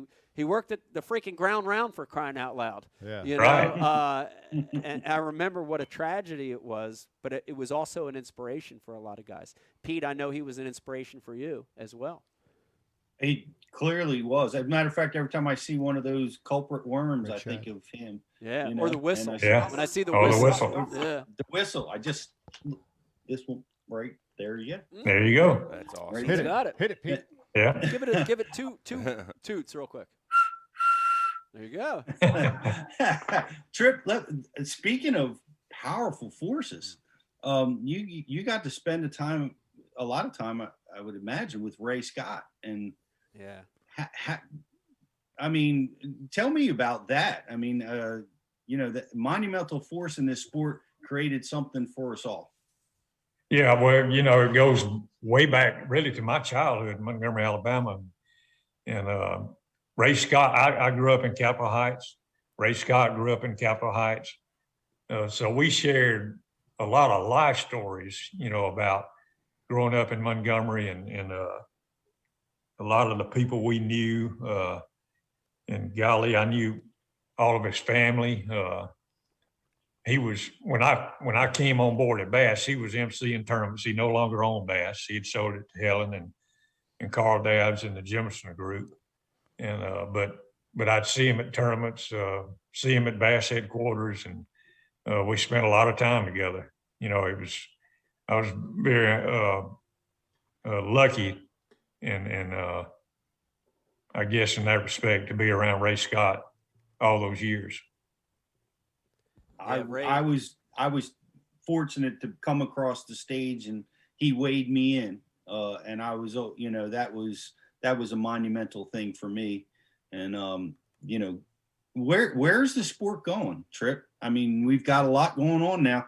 We've had a third tournament trail enter the game. Where are we going with this thing? Well, I hope it's going to great things. I mean, we put the fans in the boat, and that was a monumental step. I mean, that was always the big challenge, getting fans in the boat, and with the live stuff. I hope it goes to great things. I hope we don't hit a recession like we did in 2008, because that was tough on a lot of guys. And I know it's tough on these anglers right now with gas prices going up like they are. And so, you know, I hope we see more and more great stuff, because being a tournament junkie, I still watch a bunch of it. Yeah. Me too. Me too. I remember that in 08. I remember the recession of 08, losing all the sponsors and gas prices being at almost $5 a gallon. Oh man, we went to California. Mike can tell you. I mean, out there in California, you're almost $5 a gallon. Yeah. And that's once you get to California. You're from New Jersey to California, it's a long way, right, Mike? That's a 40-hour drive. It's a long way. And a lot of gas. Yeah. A lot of gas. It's a long ways. Trip, of all the, you know, Bass has changed hands a little bit over the years. Of all the ownership groups that you've worked with, was there one error or one owner that really stood out as being, you know, critical in the growth of the sport? Well, I go back to my beginning in 91 and Helen Severe. Yeah. Helen's leadership, and I'm so glad she got in the Hall of Fame. It was way past due, in my opinion. She should have been in there really from day one. But I know when Ray hired her, Bass took off. She was a marketing genius. ESPN days were fun. It was certainly cool to be part of ESPN, you know, but then when Jerry and Don and Jim Copeland bought Bass, it was Don Logan's still a very close friend of mine. Jerry was a great friend, and I miss him. And things he did, you know, around the sport, and that's where all the lives started with JM but Chase and those guys, they're great. So I enjoyed, you know, working through all the ownerships. It's funny, I was talking to somebody and I said, I've had like, when I was at Bass, I had like 16 different bosses. I had a list of the people I reported to over my 30-year span. Yeah. And so it's changed a lot, but I guess I did something right. They never got rid of me, so I enjoyed it. That's awesome. I think every owner that comes in does something to advance the sport a little bit, and it just keeps growing. So, Tripp, will you do me a favor? Will you hang in there with us for one more segment? We have a special guest we're going to bring on, Tripp, for you. Hang in there with us because I think this next segment's going to be good. Listen, if you're watching tonight, hope you're having a wonderful Sunday. We've got the one and only Tripp Weldon with us. Hang in there. When we come back from this short commercial break, more Ike Live. 4.5-inch drop shot worm, Bama bug. Finesse jig, PB&J, give me something hard. Hey, KVD here. Now, I didn't always know this much about fishing. It's a 4-aught EWG worm hook. In fact, there was a time when I couldn't tell the difference between a jerkbait and a stickbait. But then I signed up for Mystery Tackle Box, the original monthly tackle subscription. And now I know more about fishing than I do about calculus. And he knows a lot about calculus. Plus, I get amazing extras like free fishing magazines. October 2016. Featured article, 4 places to throw a frog. Exclusive decals. Zombie bass. And how-to videos for all the great baits I receive. How to tune a crankbait. Is that underwater footage I smell? I got goosebumps. So if you're looking to develop enhanced fishing abilities like me, or you just like getting new tackle every month, go to mysterytacklebox.com and get your box today.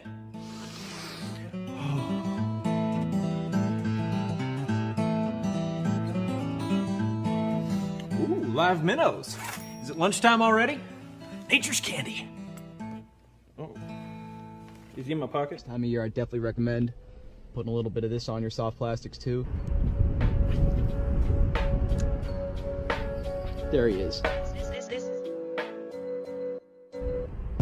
Another one. Next cast. And that would be number 6. I'm addicted. I'll admit it. I'm straight addicted. This might be bigger. You think so? Yeah. Feels bigger.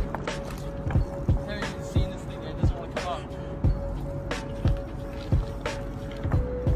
Don't break me off the rocks. Oh, it's a... Oh! 27-incher. He caught it. 28. Oh my god, that's such a healthy fish. Look at the size.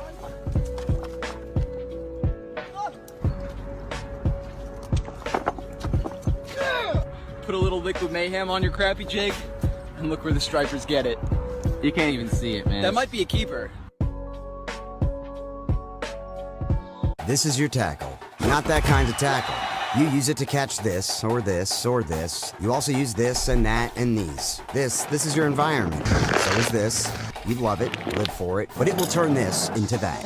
This is the Flambeau Z-Rust Max Tough Tainer series. These are fully infused with exclusive Z-Rust VCI anti-corrosion technology. This is a U.S. naval battleship. The same Z-Rust technology used here has been used on those to protect advanced weapon systems from corrosion in conditions like these. For the fish, it's invisible, odorless, tasteless. And for you, it's FDA-safe anti-rust protection for a minimum of 5 years. This is the next level of tackle management. Not that kind of management. This is the Flambeau legacy of tackle systems. What's your tackle worth? It's more than who you are. It's who you're with. And it's more than what you do. It's where you do it. Tin Cup Mountain Whiskey.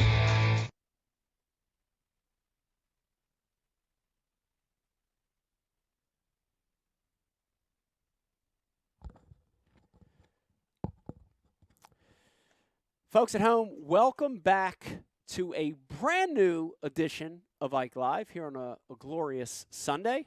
We've got the one and only Tripp Weldon with us tonight, and what a great show. It's amazing catching up with Tripp and hearing some of the stories.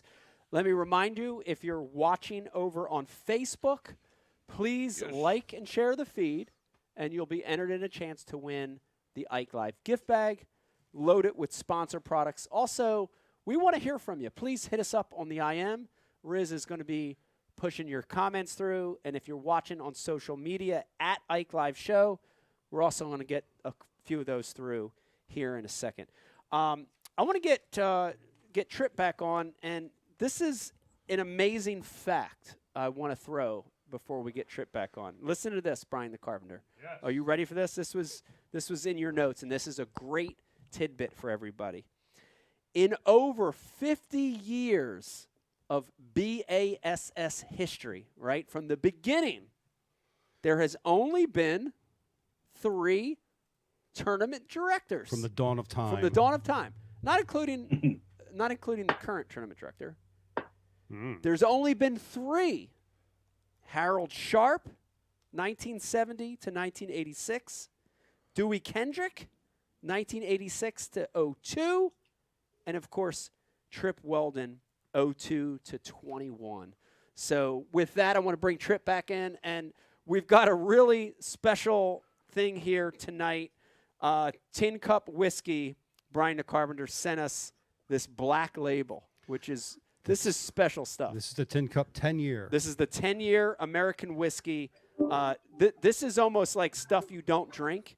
This is stuff you save. It becomes a collector item. You find it on eBay for $8,000. This is that retirement drink. But, Trip, we're all going to toast you tonight to an amazing career and changing the sport for the better, working for Bass all those years. Thank you, Trip. This is to you. Cheers. Cheers. You're here. Thank you. Wow, wow. Whoa. Wow, that's smooth. Cheers again, Trip. Cheers again. We're just going to keep cheersing you all night now. That's so good. Oh, my gosh. Uh-huh. Wow, please get more of that. Tin Cup, if you're Holy watching, smokes. please send more. Yeah, that's actually it actually qualifies as a bourbon. Oh, my gosh, it's so good.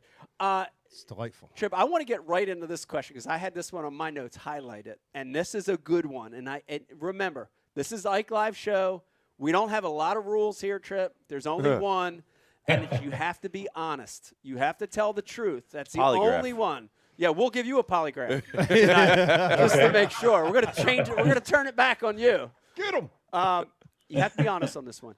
All the years working with Bass and being on that stage, who was the best MC you've ever worked with? Oh, wow. Boy, you put me on the spot. Yes. I guess, they all were great, man. I mean, I love working with Fish, and Keith Allen was fantastic. But I worked longer with Mercer, I think, than anybody. And Dave is great. I tell you, he's a tournament angler for Fish was as well. But boy, Dave was great. Yeah. And he's a lot of fun to be around, man. He's a cool dude. I look at the history, of Bass and the MCs, and that relationship that you have with the MC on stage, that was always a big part of it for me. The relationship you had with Fish, with Mercer, your interaction, your commentary, and that made the show. That made the weigh-in. Was that something you would rehearse with these guys, Trip? Like, did you set aside time with Fish and Mercer and say, all right, this is like Charlie Chaplin. This is how we're going to interact. Or was it just a natural progression? Most of the 99.9% of the time it was natural progression. We would talk about backstage, when I come on, let's talk about real briefly, let's talk about this. Let's talk about the weather. Let's talk about if there was a disqualification or whatever. I think it was the classic, maybe that you won, that Fish said, hey, it'd be really cool when I introduce you, you don't come on stage. Of course, you guys, you didn't see this. He said, why don't you come up through the fish hole? Wow. There's a hole, and that's what I did. Yeah. He introduces me, and, you can't find me, and all of a sudden I crawl out of this hole. out from under the scales, and that was Fish's idea. Wow. But most of the time it's ad lib. You know, it's stuff, and it evolves during the weigh-in. You know, things happen, or somebody brings in a big catch, or they tell a story or whatever, and it's ad lib. Yeah, you've had some amazing experiences on that stage. You've got to hold some of the biggest bass, the heaviest 5 ever weighed in a bass event, the smallest 5 ever weighed in at a bass event. Which ones stick out? I know the Lake Toho Dean Rojas. That's burned in my memory of you guys holding that giant string up. But what are some of the other ones, Trip? I was not at Toho. You weren't at that one? No. I was actually. I think Mark Davis had weighed in like 39 pounds. Yeah. Right before Dean came in, and Sarah Cummins called me on the telephone. We're there in the old bass trailer, and she said, "You're not going to believe this. Mark Davis just weighed in like 39, whatever." And she said, "Wait a minute. They say Rojas has got more than what Mark had." I said, "No way." And she said, "Yeah." I said, "Stick the phone out the window and let me listen to Ray call the weight." And that's exactly, Fish called the weight. And that's exactly what she did. She stuck the phone out the window, and I heard it live. I didn't have to go to the hotline to hear that. Wow. But, I told Luke Duncan and Dave Mercer this, that 2 of the coolest tournaments that I've been to were in the state of Pennsylvania. The Pittsburgh Classic was one of them, even though it only took 12 pounds to win, was one of the coolest classics. I'd agree. You know, the town was abuzz with bass fishing. Sid the Kid had just been drafted by the Penguins, and it was just a cool event. And then Philadelphia was off the charts. Man, I tell you what, Philadelphia was great. And I know Jerry McKinnis was so excited about having that tournament. And when you winning in the crowd that final day, man, it was super cool. But I've been asked that question, and there's nothing that compares to the classic stage. Right. So being on that classic stage is by far the best. Yeah, it's amazing. And you mentioned the Philadelphia one, and I know in my career, Trip, that one was a special one, and the energy there, man, I've only felt it a few times in my career. Make the hair stand up on your arms. It was amazing. I was, in a million years, I would have never thought that a major pro event would have come to that fishery. And I'm so glad it happened. I'm glad you were there. I'm glad Mercer was there. I'm glad Jerry decided to have it. Brian the Carpenter was there. Brian the Carpenter was there. I'm so glad that happened. And if I never fish another tournament in the rest of my life, that's the one at the top for me. Well, it was such a cool venue too. Yeah.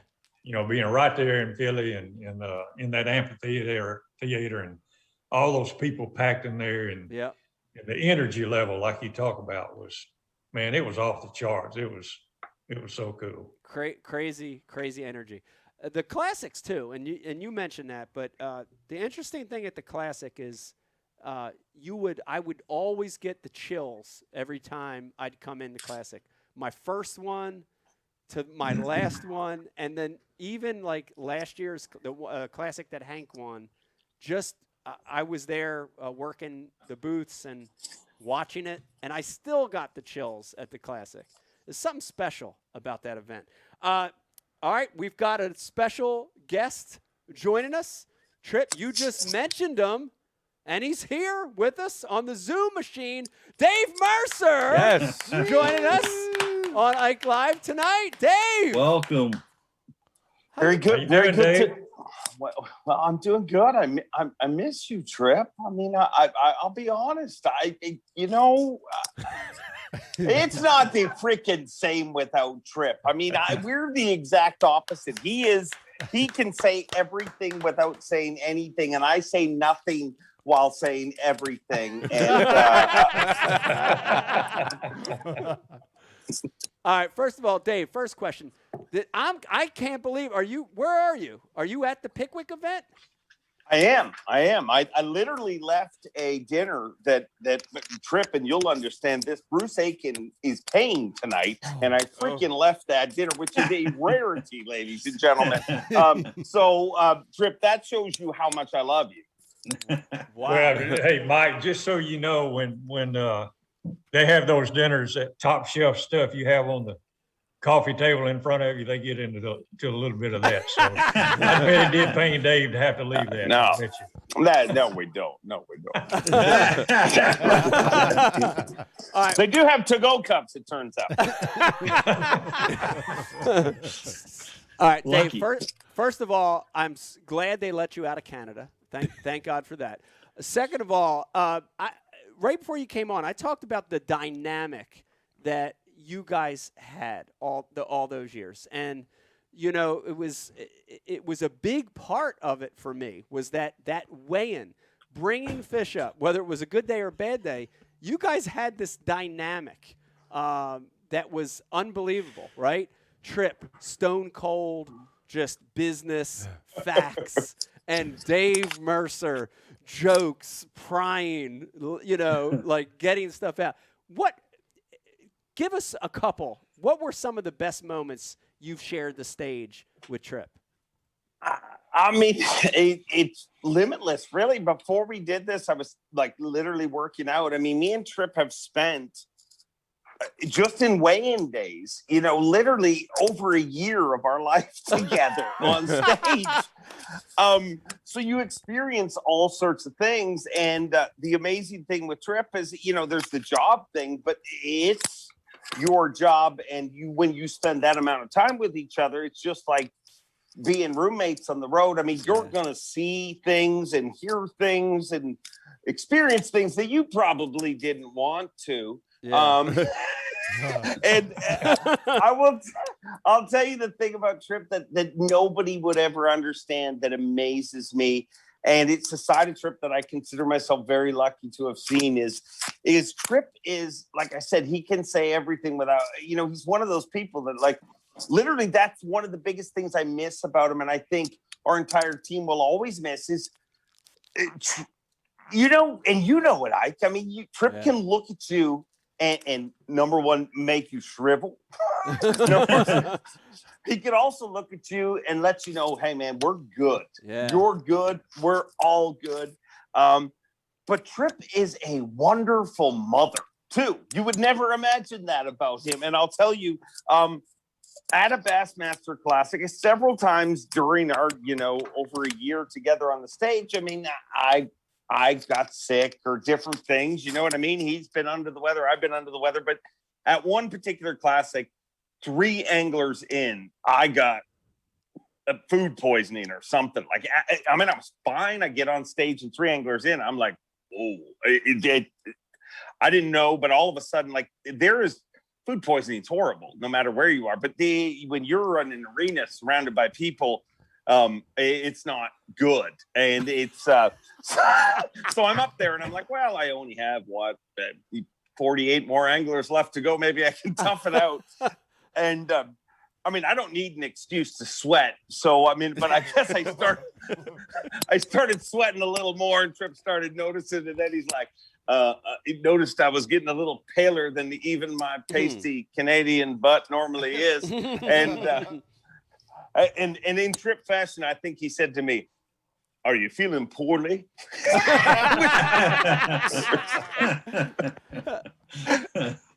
I told him, and I said, "Yeah, I'm in Trip. I'm not good."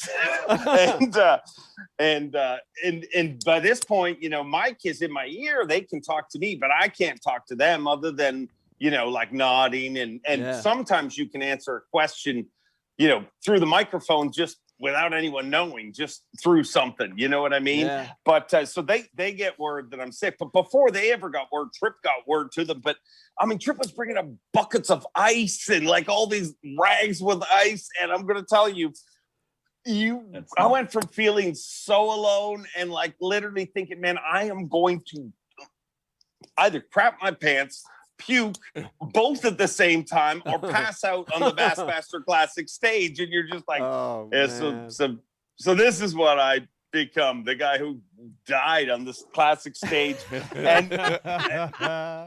And Trip, you know, mother henned me the whole way through it. And here's how it ends. And it ends very well with one of your good friends, Ike.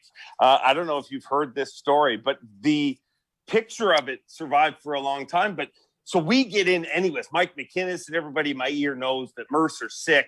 And somehow we need to get him off the stage and give him a few minutes, because I mean, you're sick. I mean, Bass will give you a couple of minutes, but don't take 4. So they say, we're going to have a dance off for 2 minutes. So anyways, they're like, in 5 anglers, you're going to get a dance off. But it's like when you're going home and you need to go to the bathroom. I mean, the closer you get, the harder it is. So I'm like, last angler, and I remember looking at Trip and thinking, oh, good God. The last angler before I'm supposed to get off is John Cruz, right? So he weighs in, and it's all disco balls and happiness. So it's all done. I mean, I say, okay, well, let's hear it for John Cruz. And all I'm thinking is I need to get out of there. Well, right as soon as I'm leaving, you might remember this picture because it was on his Facebook for a long time. Cruz goes, wait, before I leave the stage, we need to do a selfie together. So me and Cruz go to the end of the stage and do this like pose thing. And I'm like white as a ghost. And then when that was done, I ran off the stage, ran to the back bathroom. Trip made sure the path was freaking clear. That's the kind of guy he is. He knew I was feeling poorly, so he took care of me. I run to the bathroom. For those of you who know that have been around Bass, you'll know that we have a media guy that works the Classic named Chauncey. He was coming out of the bathroom, so that made my whole puke and rally a lot easier. 2 minutes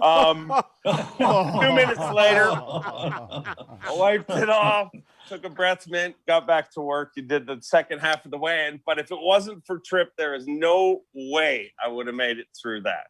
Man, what a story! Wow. What a story! Now you guys have been through a lot, through ups, through downs, through amazing moments, through shitty moments. But I gotta ask both of you, and this is a question for Trip and Dave. This is a joint question, and remember, it's Ike Live. You got to answer it honestly, right? You can't lie. How painful has it been for the last Trip with you? 30 years, Dave, with you, the last 10 or so years. How painful is it to hear another angler get on stage and say, I'd like to thank my Mercury for running me down the lake. I'd like to thank my Strike King crankbait. How painful is that, guys? Be honest. Trip, let's start with you. It's start painful. with me or start with Dave?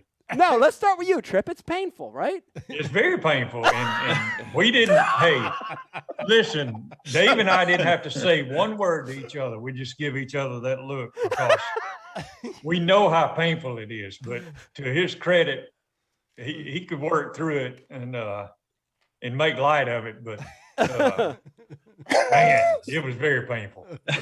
Dave, take it. I mean, I don't know about the Mercuries, but I'll tell you, my Yamaha does not burn any gas.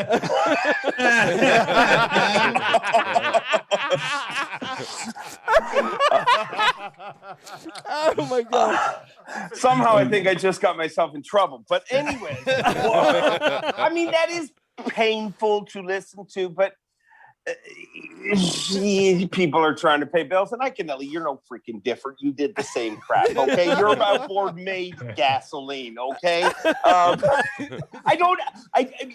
Honestly, is one of the things that it drives me crazy because sometimes I can tell like who's backstage. You know what I mean? If somebody comes up and they're like, everybody all of a sudden is promoting this, I'm like, well, so and so's back there talking to them before. So, but I get it. People got bills to pay, I guess. Yeah. But the worst is when they get about halfway through and then they forget and they looking at the shirt. What's down there? That's when the pain really ratchets. They need up. a cheat sheet.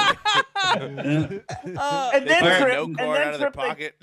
Yeah. and then Trip, they try to blame us. Like all of a sudden you'll get the, well, Trip, well, Dave, am I forgetting anybody? Well, but yeah, whoever you didn't, like, it's not our job. I can't hardly remember my crap.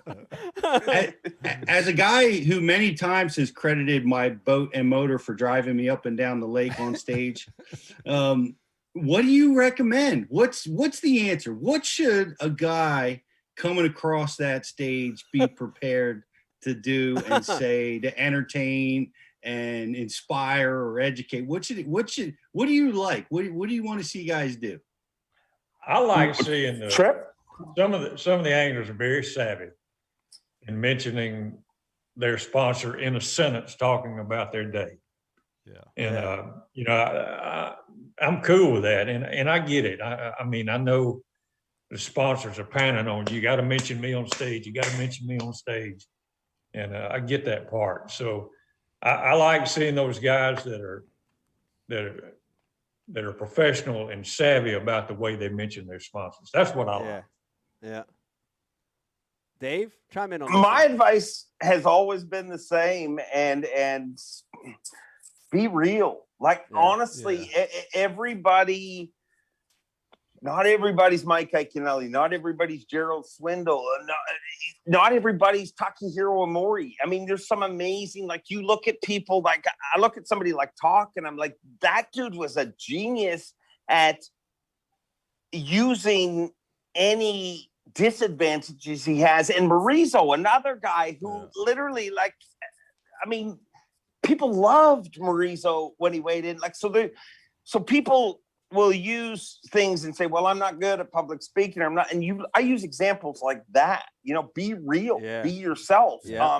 Another prime example. And you are the freaking mold breaker of this. And you know it. I mean, you were a little geek for 10 years in your career. I mean, that's true. So to be honest, right? That's true. Right? I admit that.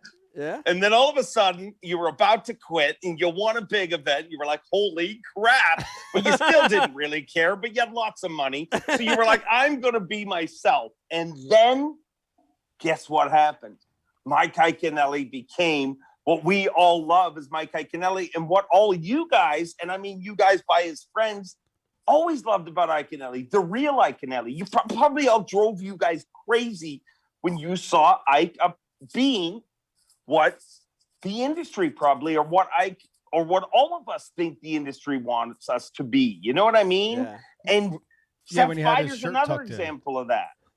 Right? You had your What's shirt that? tucked in that few years? Oh, yeah, I tucked my shirt in. I had my shirt tucked Remember the in. vest? Yeah. Or not? Remember I that had vest? I mean, absolutely. Yes, I did. Oh, it was phenomenal. It was phenomenal. Oh, You wow. must have hate. No wonder you were miserable back then. It was a tight vest, and the patches itched. The patches itched. They itched my boobs. All right, another question for both you guys. And again, this is, you got to be honest, okay?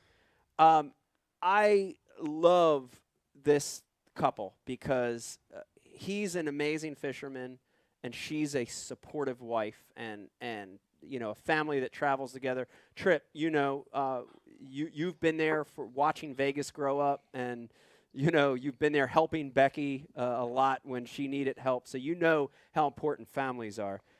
But how hard is it to hear Jennifer Lowen scream every time Bill Lowen weighs in?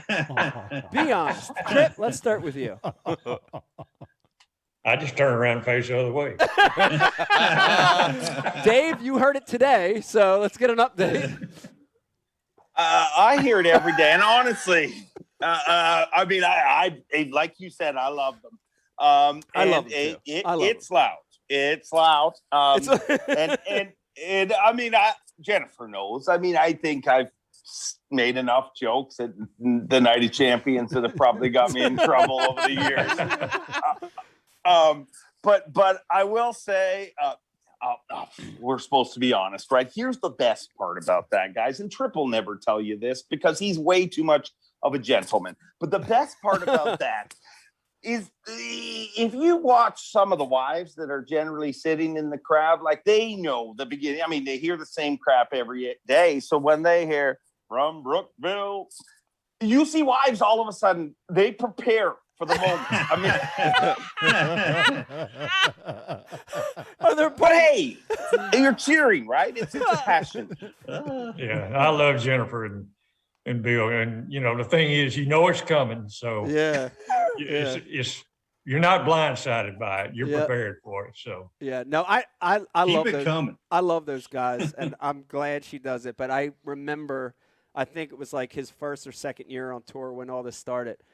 The first 3, 4, 5 times it happened, I honestly thought somebody was getting stabbed or shot or hurt. Like, I remember, just jumping, in the weighing line. Like, oh, God, what just happened?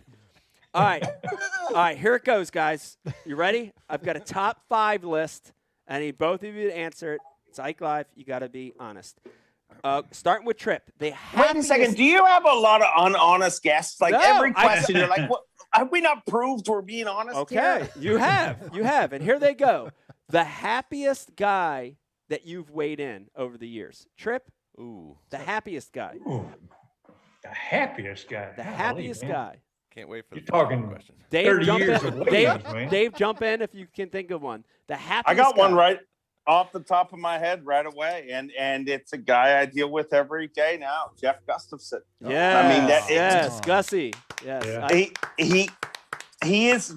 I mean, those other 2 Canadians, I'll tell you about them. They're just dicks. Let's be honest. Yes. They're so talented, and they're just put on earth to take titles from good, hardworking people like Bill Wallen. It's horrible. But Gussie he's one. I mean, he's just a regular dude, and it's amazing. Like the amount of. I was never prouder, honestly, of those. Obviously, those 3 guys I've known since they were all little kids.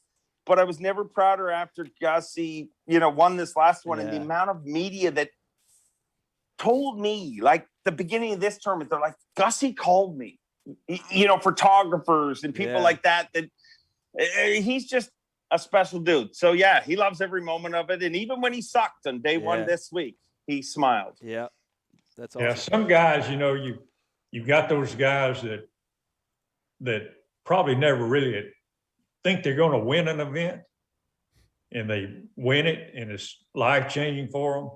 And then there are other guys, it's a relief to some of them to finally win an event. Yeah. They've been at it so long. So Yeah. I don't know. There's been a lot of moments and a lot of happy angers, especially on that classic stage. Yeah, it's a life changer. All right, you might have already answered it, Dave, on this next one. The most pissed off anglers you've weighed in over the years. Most pissed off. Are you pointing? I'm not pointing at Trip in case you're asking. Hold on now. It's highs and lows though. You've gotten them on both ends of the spectrum, I'm sure. Trip, I'll let you answer first. Thanks a lot, Dave. Thanks a lot. Trip, the most I don't pissed know. off. You can feel the body language sometimes. Let's just leave it like that. Come on stage when they've had a bad day. You can feel it. So, is anybody a close second? No. No. All right, I get that one. I'll take that one. I'll take it. But I'm talking about on stage. Like, I will say that one thing about Ike is, and I'm very much that way myself, and where people don't ever guess. You know what I mean? Like, if I'm upset about something, and Ike's that way,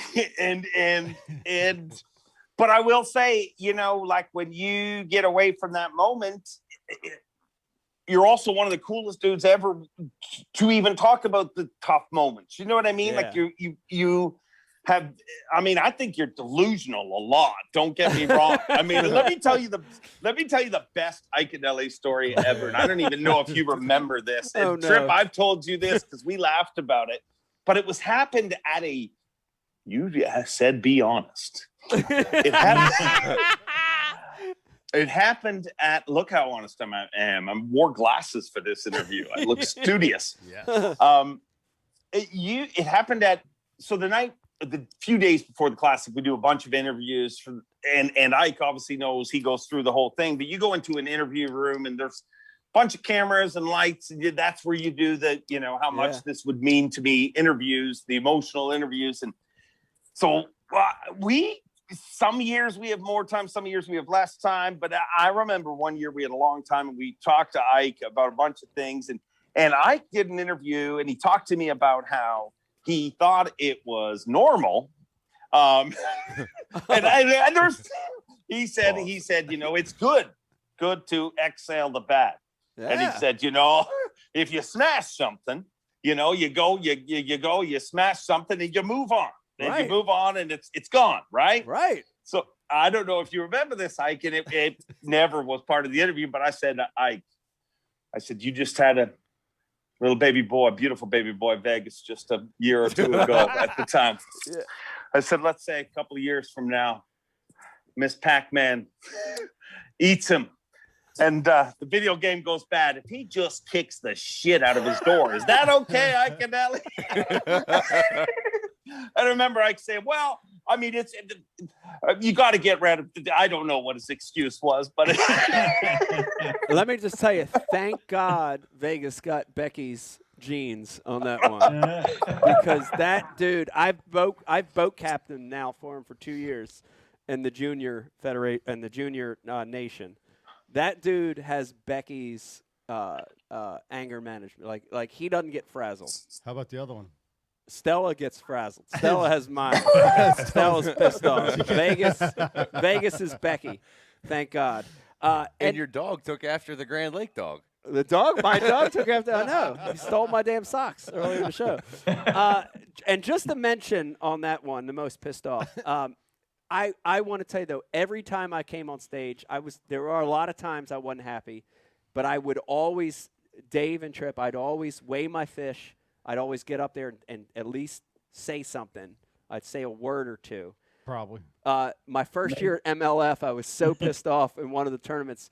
I got up on stage and didn't say a word. I just stayed quiet. So I just thought they had a stage? They had a stage. The first year they had a stage. I was so mad I didn't even say anything. All right. Nobody saw it. Nobody saw it anyway. It didn't matter. All right. Number 3. I got 2 more. Most awkward on stage over the years. Yes. Most awkward. Trip, give me one. There's been a lot. There's been a lot over the years. Come on. Just give me one. It's okay. Oh, man. Dave, there have been a lot smiling. of awkward Give us one. Most awkward. You can't do this to Trip. Yes. Well, I mean, he is a icon of our sport. He's a pillar, and you're putting this is like throwing kryptonite in front of freaking Superman. You can't do that. But me, on the other hand, I mean, I have no standards, so I will save my partner in crime, Trip, and I'll give you one. I love this dude. Doesn't fish the Elite Series anymore. Everybody that fishes the Elite Series loves him. But Billy McKinnis, I'm going to tell you, he was one. Yeah. And it wasn't what he said. It was he had a awkward pause. And, and it was just a little too long, and I never could get it. So he would, at the time, he would promote a redneck remedy. You remember it? I mean, Kevin Short would promote a few different people promoted it. So I remember Billy McKinnis would always weigh, and he would finish his whatever he talked about, and he'd say, "I'd like to thank Redneck Remedy."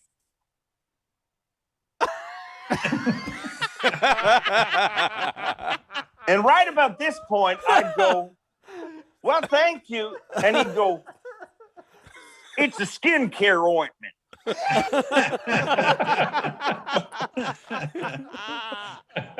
Oh gosh. Oh, that's so good though. Like, it's so good. Those awkward moments are so good, you know? Oh, and Dave Lefebvre is friggin' Bizarro Land. I mean, I got off on that awkward.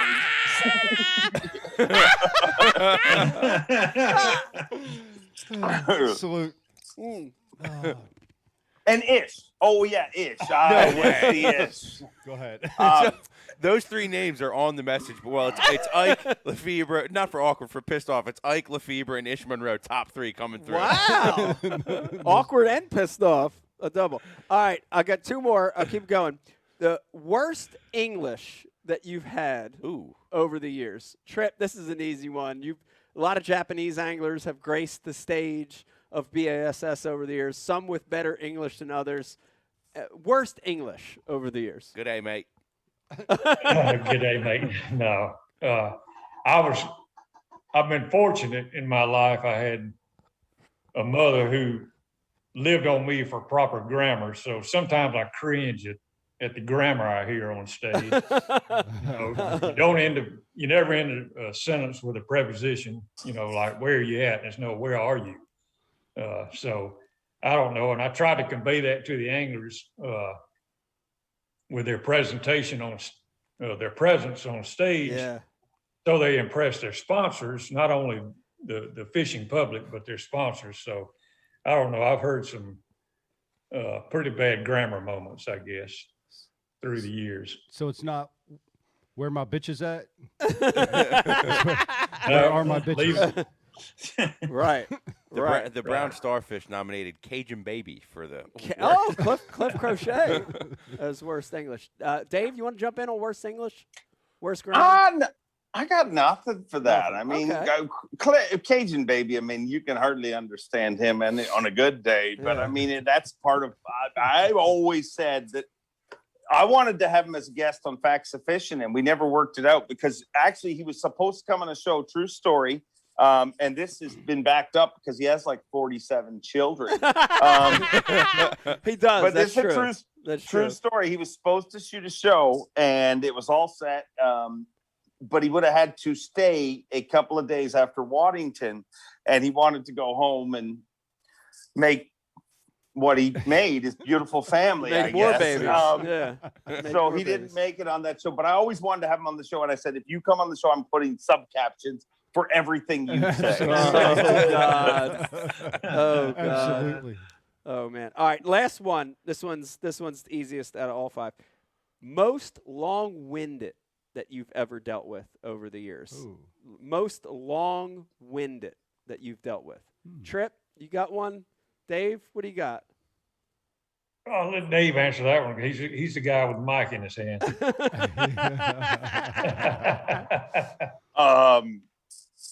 One of the most amazing things in fishing happened today, guys. Ooh. And I'm going to talk about this guy. And Aaron Martin's competed again today, and that is awesome. I don't care who you are. Woo!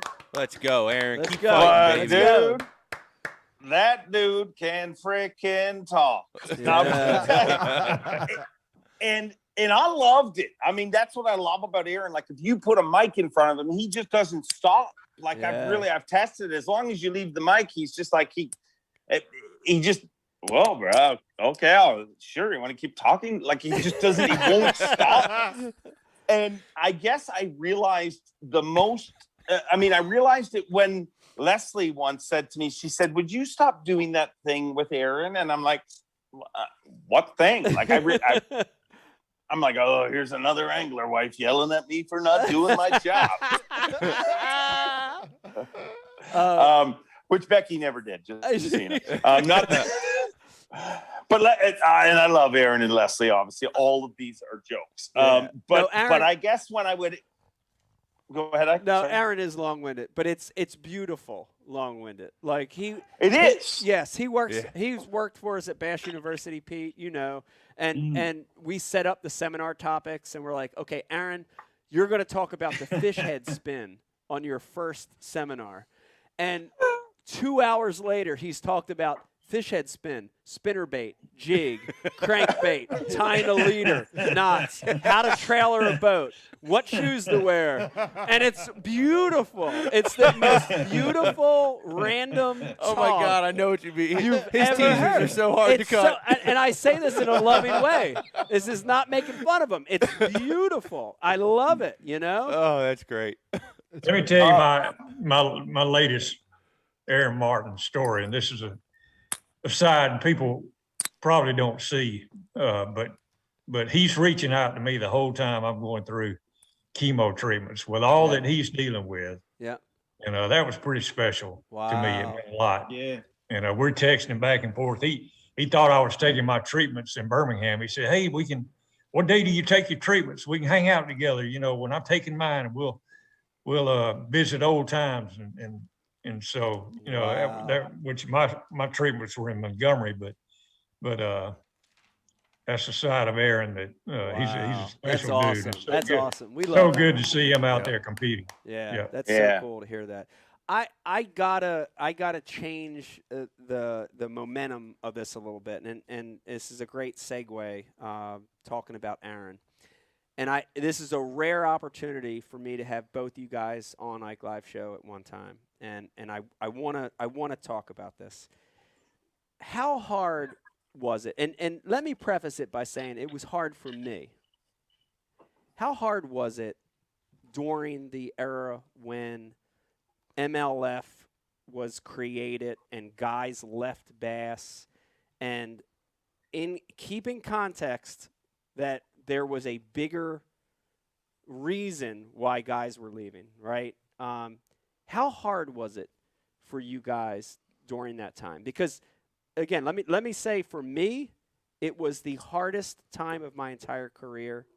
It was a decision that I felt like I had to make that I didn't want to make. That's the best way to describe it, right? I felt like I had to do it, but I didn't want to. How hard was it for you guys when all that was going down? Tripp, let's start with you. It was tough. It was the Classic in Knoxville was tough, knowing that some of those guys would never come across that stage again. Yeah.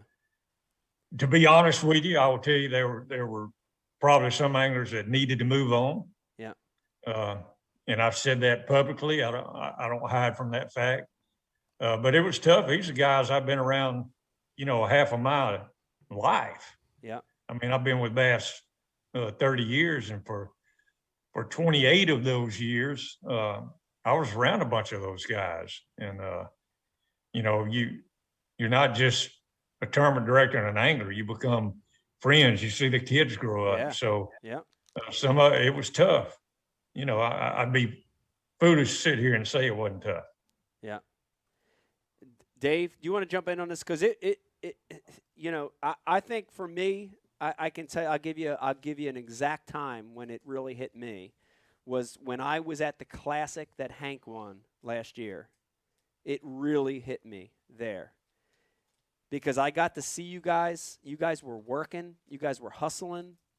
And I had to watch this event that I competed in my whole life. Mm. And it hurt. It hurt me. And I missed you guys. I missed you. Tripp, you hit it right on the head.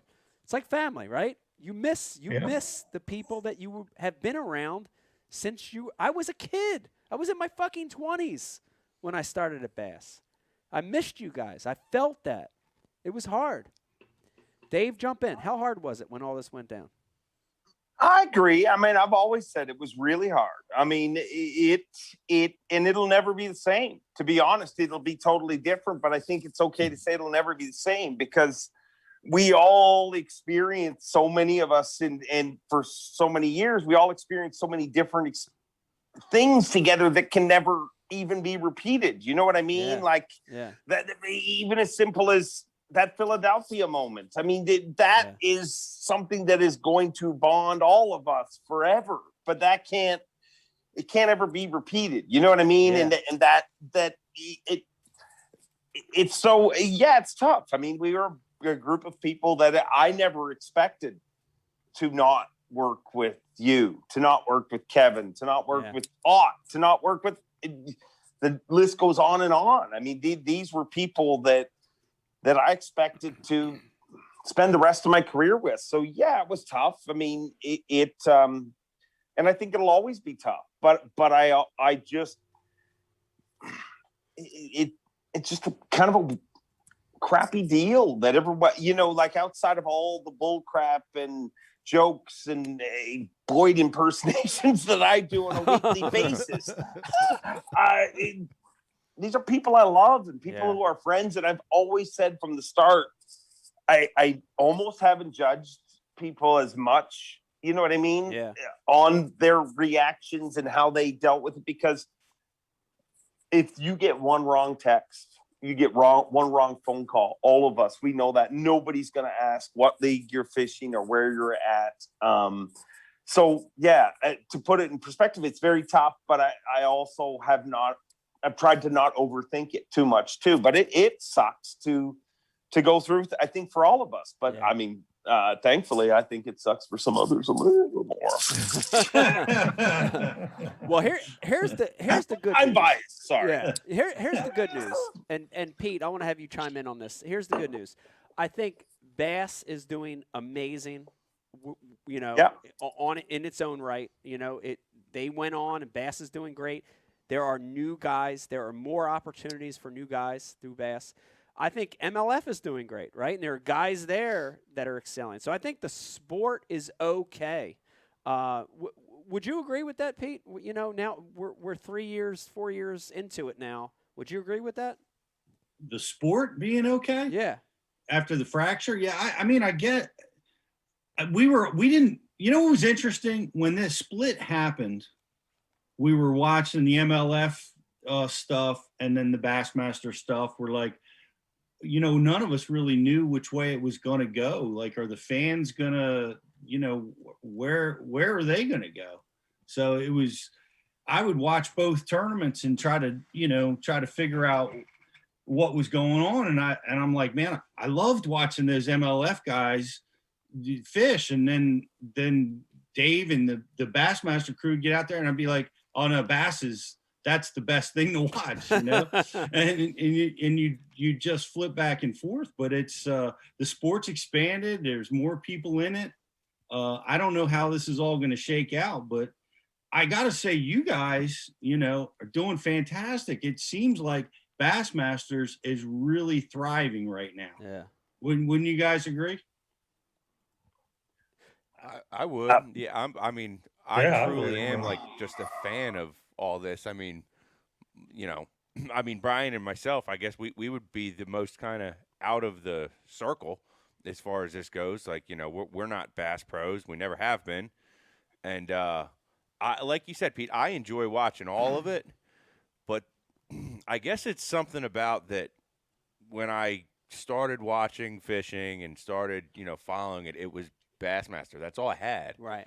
So there's something about, like you said, the music and the blue and gold, the emblem. It's just the 5 fish limit. When I think fishing, I still think Bassmaster. Yeah.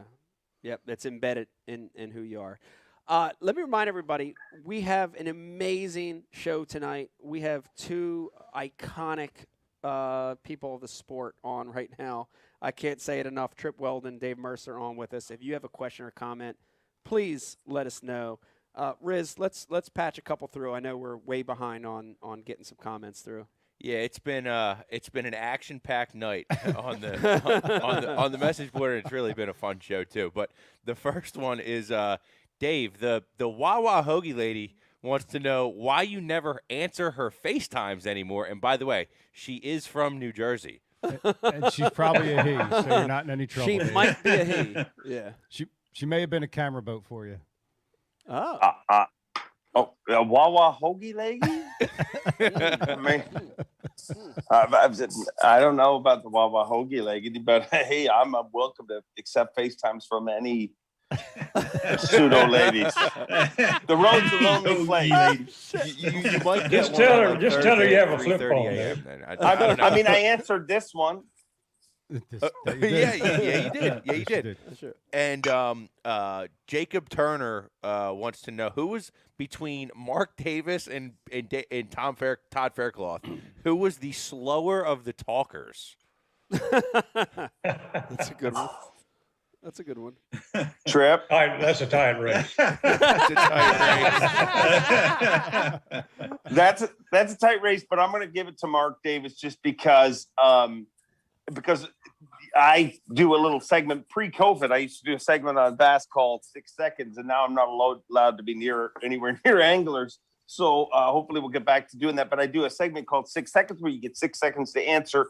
And every single time I ever interviewed Mark Davis, he would start off by saying, "I'm from Arkansas, so I get longer."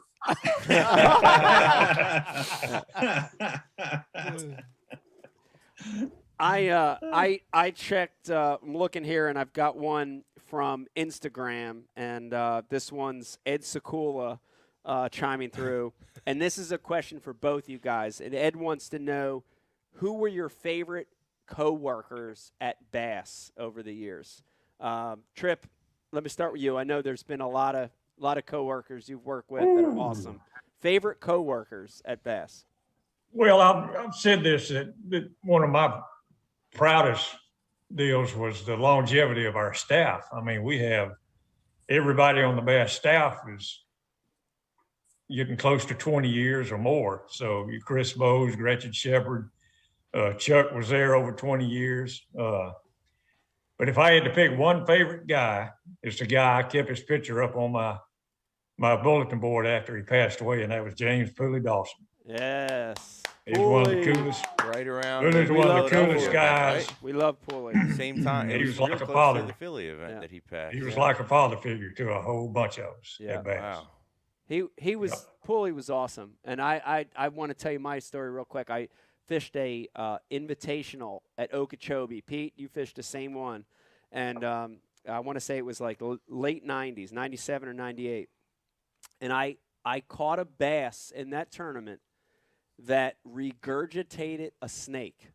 This isn't a joke. He actually regurgitated a snake in my live well, and I looked at it floating in there. You're not allowed to like stuff back, forage or anything. Once it regurgitated, it's out. But I took that snake and I put it in my weigh-in bag, and I went up and I dumped it in the fish dump station. And when that snake came back, I've never seen him jump as far when that snake came out. I'll never forget that story. That was awesome. What kind of snake was it? It was like a water snake. I don't remember, but it was a snake. It was honest good a snake. Dave, same question. Favorite coworkers over the years at Bass? It's an impossible question to answer. You know what I mean? Like really, I mean, Trip. Honestly, he's one of the people that it's weird. It's one of those things people say, "Oh, you don't realize until somebody's gone." But just the Trip's just Trip. I mean, he's fast. You know what I mean? He's just such a pillar. But I mean, if it wasn't for Mark Zona, I wouldn't have freaking had the job. I mean, Kevin and Mark were the guys who really went to bat for me. But I gotta say, the guy who I've spent the most time with, and probably I've eaten the most meals with, is James Overstreet. I mean, Street Street's my guy. Takes a pretty good picture too. Yeah, not so bad. Not so bad. And the crazy thing about Street and Trip saw it is, I mean, he is uber talented. Like, there's a lot of photographers, but the difference is, and I've watched photographers on a weekly basis get frustrated by Street because he just is like, we spent not only, I mean, for years, it was me and him every day on the boat together, covering the events. So, but we would be literally just blasting down the lake, and we hated camera boat drivers, so we'd drag Street's boat to every event, right? And we'd do this, and we'd be blasting along, and he'd be like, "Hey, fool, pass me the camera." So, and I'd pass it, wrong, give me big lens, fool. So I'd pass it to him, he'd go, hit something, and then you'd look in the gallery, and there would be a freaking eagle. You know what I mean? Like the most majestic. And we didn't even come off plane. You know what I mean? You see the photographer set everything up and everything, and he is just a naturally uber talented, awesome individual. Like, I mean, a great dude, and honestly, gonna be one of my best friends till the day I die. You know what I mean? Like, he's not a fishing friend. He's a friend, man, and to all of us. J.O.'s a good dude. He's like Danny Brower to content guys. Like, he's like the photographers, they see him and it's like they get like all geeked out. Iconic, legend. Yeah. I'd agree. J.O.'s a good dude. While you were talking, Dave, Becky came up. I guess the kids are in bed, and this is a great segue. I want to revisit the family aspect. Beck, these two guys, Trip and Dave, have been through a lot with us over the years. Our relationship started with Bass, And it continued. We've had kids. We've learned how to back up trailers. We've put a boat in the woods. We had an umbrella through Vegas's lip, all through these guys right here. I know. Am I on? Yes, you're on. Oh, I can't hear myself. Hi, Becky. Hi, guys. Hey. No, I think. Hey, Becky. I think Trip and Chuck probably disciplined my children more than I did when they were little, because I was so exhausted living in campgrounds with those two little gremlins. Yeah. And we'd get to the boatyard, and they'd be like, Vegas, Stella, and I'm like, oh, thank God, someone yelled at them. I think Trip and Chuck yelled at them the most. Yeah. No, I joke. They didn't really yell at them, No, but yeah. they saw them all running amok, climbing on boats, and Yeah. we had a lot of little kids running through those boatyards. Yeah. Well, when stuff would happen to me in tournaments, there would be 2 phone calls. The first one would usually be to Becky. You know, if it was an emergency or something happened, I would call you. The second call would go to Trip. And then the one I remember that sticks out in my mind is the year that I put the boat in the woods at the Sabine. Mm-hmm. And I called Becky first to say I was okay. You know, in the age of social media and people posting stuff like that, I knew it was going to get out there. So I called you, and then I called you, Trip, second. And I don't remember exactly what I said, but it was something to the extent of, I'm in the woods right now. My boat is in the woods. I'm okay. My Marshall is okay, but we are in the woods. I think that's how I said it. Something like I remember that phone call. Yeah, that was a strange call. Yeah. That was a strange call. Yeah, I've never been in the woods before with a boat, so it was strange. But Becky, over the years, I mean, this was like family for us for a lot of years. Yeah, I think the only person that I ever truly made speechless was probably Eric Lopez, because I think he is scared of blood and guts and gore. And when I walked up to him with Vegas just bleeding blood all over me, we looked like we had been through a war. St. John's River. Vegas took the metal tip of an umbrella right through his chin, for people that don't know, straight up into his mouth, like towards his nose. It was horrific. He had a gaping hole in his chin. It was horrific. I'm holding him, and I remember Eric just looked at me and he's like, what do you want me to do? And that's when I looked at him. I was like, okay. I was like, I need you to get an ambulance. He's like, an ambulance? I was like, clearly I'm not driving, so why don't you get an ambulance and the ladies will take care of the rest of it. And I'm telling you, every wife jumped in. They got you off the water. They backed the boat down. They took Stella, everything else. But poor Eric, Elo, he looked like he'd seen a ghost when he looked at me. All the stuff that's happened over the years. There's so many amazing stories. It's great. There are. Good There and are. bad. Yeah. Yeah. Good and bad. Trip, do you get calls now?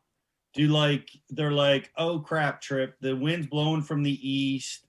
The guys are complaining.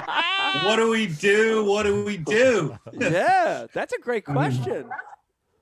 No, I talk to the tournament guys all the time, and gals, Lisa, and I tell you what I do get. I get texts, like a guy texted me the other day, hey, I want to be a marshal in the Classic.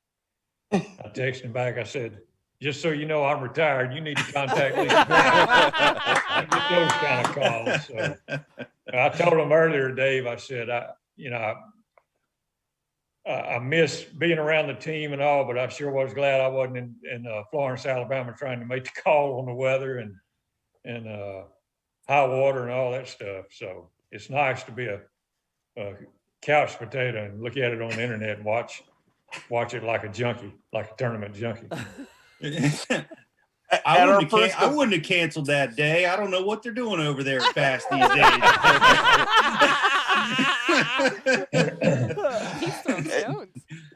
At the first event of the year, we were in fog delay, and me and Trip were texting. I was still on the dock, and I actually announced it to the anglers because Trip let me know, don't worry, on Lake Jordan, I'm in fog delay right now, enjoying a coffee. So enjoy yourselves at takeoff. So we were in fog delay while we were in fog delay.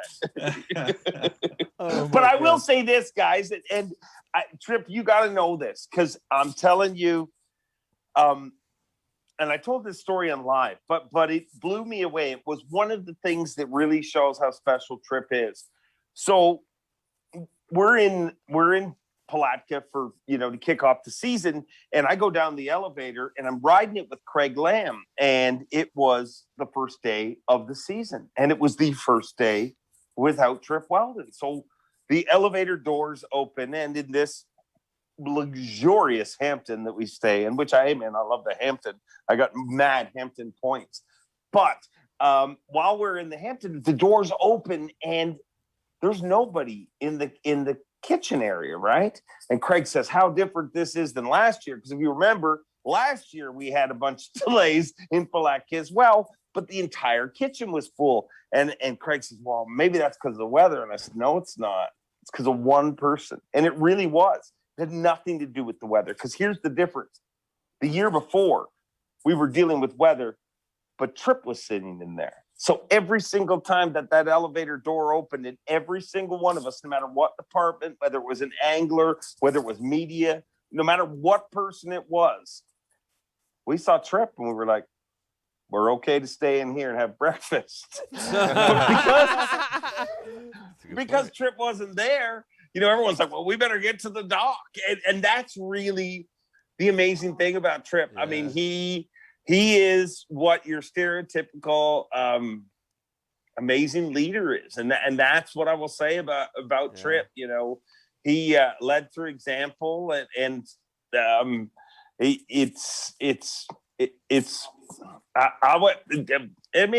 get emotional talking about Trip because it really is amazing, and he's a huge part of our team that I don't think ever will be replaced. You know what I mean? There'll be, just like the people that came before Trip will never be replaced. They are an iconic part of the history of our sport. Yeah. And we're very lucky to have had them. And I'm lucky to have spent the time that I've been lucky enough to spend with Trip. I'd agree with that. 100%. I'd agree with that. I can't thank you guys, both you guys, enough for coming on the show. And here's something I want to end this with, and this is from the bottom of the heart, and this is the truth.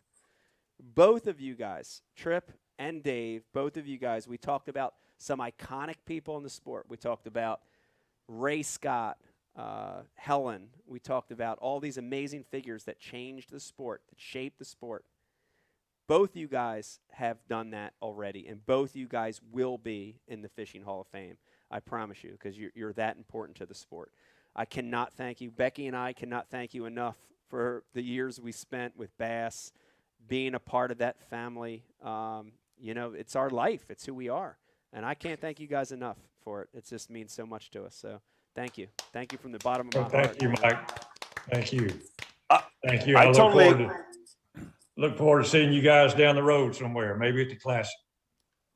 I hope so. I totally agree with the Hall of Fame thing with Trip, but let me just let the Trip, while we got this guy on the line, let's just throw it out there. Ike, I'm going to ask you the freaking question everyone wants to know. Yeah. Stop pussyfooting around. When are you coming back to the freaking Elite Series, dude? When do you want to come back? I mean, you were out there freaking trolling on every podcast. What? I don't know what I'm going to do. I'm all confused. I know your games. Trip knows your games. Just get him, Dave. What? And hey, one thing. Answer this honestly. Yes. Wait a minute. I'm retired like Trip. Why you didn't ask Trip what he's doing in the next couple? Dave loves this topic. I've seen you and Duncan talking about this, Dave. You guys love this topic. Get him, Dave. We don't talk about this topic, but we might talk about it every Wednesday. LG and Wednesday. Put a little hump back in your There goes the plug. I like it. Let me tell you this. I will answer that. I will answer this. I won't answer it the way you want it answered, but I will answer it. I will answer it, Dave. And this is a great end to this. Oh no! And here's the part where the carpenter, quick, cut it out. Cut it out. Add the static, quick. No, I will answer it. I will answer it. I think it's a great ending to this segment. I honestly, I am very uncertain about the next few years, but I will say this. If I end my tournament career somewhere officially, I would like to end my tournament career at Bass. I really, really would. And if I could write a book, right now in my life, I would love to compete and win again at the highest level at Bass before I officially retire. So I that's not a real answer, but it's sort of an answer that I might be back. One day. Maybe. And he'll probably have 7 specials with big announcements before. But Dave, don't worry, we got something big coming real soon. We do. and we're going to make an and use this announcement. discount code. Yeah, we're going to make an announcement about that announcement in the next live show, so you got to watch again. Next Sunday, maybe. Next Sunday, maybe. Trip, Dave, I can't thank you guys enough for joining us. You are the best. You guys rock, and you're friends to us all. And thank you guys for being our friends all these years. Trip Weldon, Dave Mercer, everybody. Thank you, guys. Thank you. Thank you, guys. Thank you. Love you. Good luck Love you tomorrow, guys. Dave. Good night. Night. Oh, man. Dude, isn't that great? Can you believe I still can't even believe we got Trip on Like Live. I know. I wanted Trip on Like Live for like 10 years since the beginning of the show. Yeah. I got to see a bit of it, and then I had to get the kids to bed, Yeah. and then I kind of fell asleep Yeah. putting the kids to You know, bed, but I got to see I it. forgot about just recalling that now that you said that I tried to get Trip on the show. Yeah. Back there was some controversy that had taken place, and I wanted Trip to come in and weigh in on that controversy, and it was just crickets. Yeah, he didn't want to do it, and Not till he retired. Right, it makes sense though, Pete. Right, when you're engaged, absolute sense. Yeah, when you're engaged in it, right? It's almost it's borderline conflict of interest to come on and talk. Oh, especially this. Yeah, I know, especially this mess. But absolutely, dude, how great was it, Beck? I know you heard most of the show, Pete. How great was it to hear the stories, to hear the passion? I said it to Trip. I looked at that camera and I said it. I didn't always agree with his decisions. There were days I was mad at Trip. There were days I was angry at the decisions he's made. But I never questioned his authority and how hard it was to take that job. That was a tough job. And I respect the hell out of him. I always will for being that tournament director. He literally was the principal of a high school. He was the principal. Yeah. He was a sheriff. That's a good analogy. You're right. Yeah. You're right, Becky. That's a but, good analogy. But of a boys' school. Yeah. What was the principal at Triton? Do you remember his name? Dr. Capelli. Mr. Capelli. Capelli was the main principal, yeah. He was Capelli. Yeah, and then for us. Steinmetz. He was the Steinmetz. Stymie. Yeah. Stymie, yeah. How He did was you forget very- that? Didn't you make a song about that? No. Did we make a song about Stymie? No, that was middle school. Oh, middle school. Yeah. Who was the principal there? Cook. Cook. Spelled C-O-C-H. Yes, Cook. Sounds like Trip was the principal. Was Cook? Yeah. Allegedly. Mr. Cook. That's the lies they were teaching us in middle school. Yeah. I don't think Trip was That's why the he got a principal. Yeah.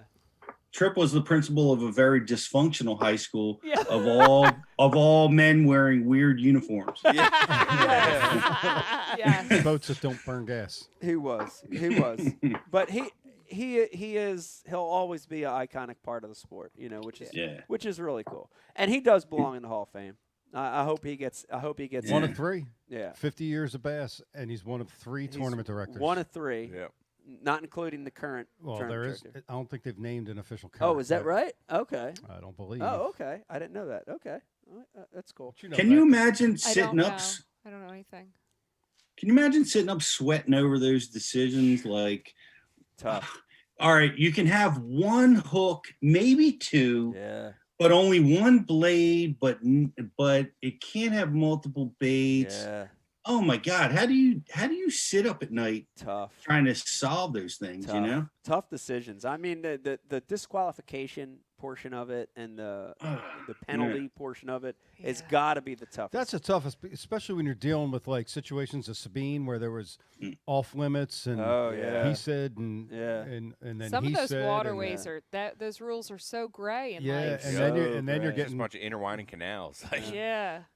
Yeah, and super tough. I would. And he never, says, I would never want to be him. in any of those decisions. It was tough, man. He just shucks it off like, there's a lot of sleepless nights. I'm like, my God, we should have asked him, are you in therapy? I mean, how Listen, would whoever ends up as the tournament director next is the one who's going to end up with some serious therapy. Because let's be honest, like, I don't know, have the weather conditions gotten worse, or are we just more of like a cautious culture? Yeah, we talked about it. We talked about it. That's not even a question. Did you guys? I didn't get to hear. It's a different culture. It's a different culture. Way different. So you can't you can't make a mistake. Like back in the day, you could make a mistake, but you meant well, and everyone would forgive you. Now you make a mistake. That's because and you're stupid slaughtered. people have the loudest voices, smartest people. And Tripp talked about that. Tripp talked about one of the hardest things for him was to jump in those chat rooms and have to see those comments. Online chat rooms. Yeah. Online chat rooms. Luckily, he got to spend a lot of his 30 years without that, right? You know, social media is a relatively new vehicle. So, but it doesn't, it's hard, Brian. We talk about it all the time. It's hard. It's hard for me now. I see, you know, you go to your social media and see somebody say something bad, or it's hard. It's hard to stomach that, you know? Man, let's not even go this direction. Yeah. I know. Let's leave it. I'm going down a dark rabbit hole in my head right now. Yeah. Let's go somewhere else. And the other thing, what about canceling Pickwick? Do you think that tournament should have been canceled? I don't. Mike? I don't. I didn't want to get into it. I still don't. And I did something I don't normally do, is I chimed in on a few of the guys' posts. I chimed in on Corey Johnson's post and Chad Morgenthaler's post, and I basically chimed in like I was sort of like saying it without saying it, that it shouldn't have been canceled. And dude, I don't pay attention for one day. People were attacking me. Seriously? People were attacking me for commenting on their post. Like, I don't give a shit. Fuck you. I don't give a shit. I don't tournament fish anymore. Oh gosh. I don't care. No. But I don't care. But those people feel like it's their right to comment. But when Mike commented, then it wasn't okay. No, it was not okay. This is the part about social media. Look, everybody's entitled. Everyone to is their own opinion. entitled to free But speech, but you're not entitled to an opinion. Some people, this is a fact. I hold this as a fact. Yeah. Some people should not be entitled to an opinion. They need to be a fucking test and say, you got to pass this test or you don't get an opinion.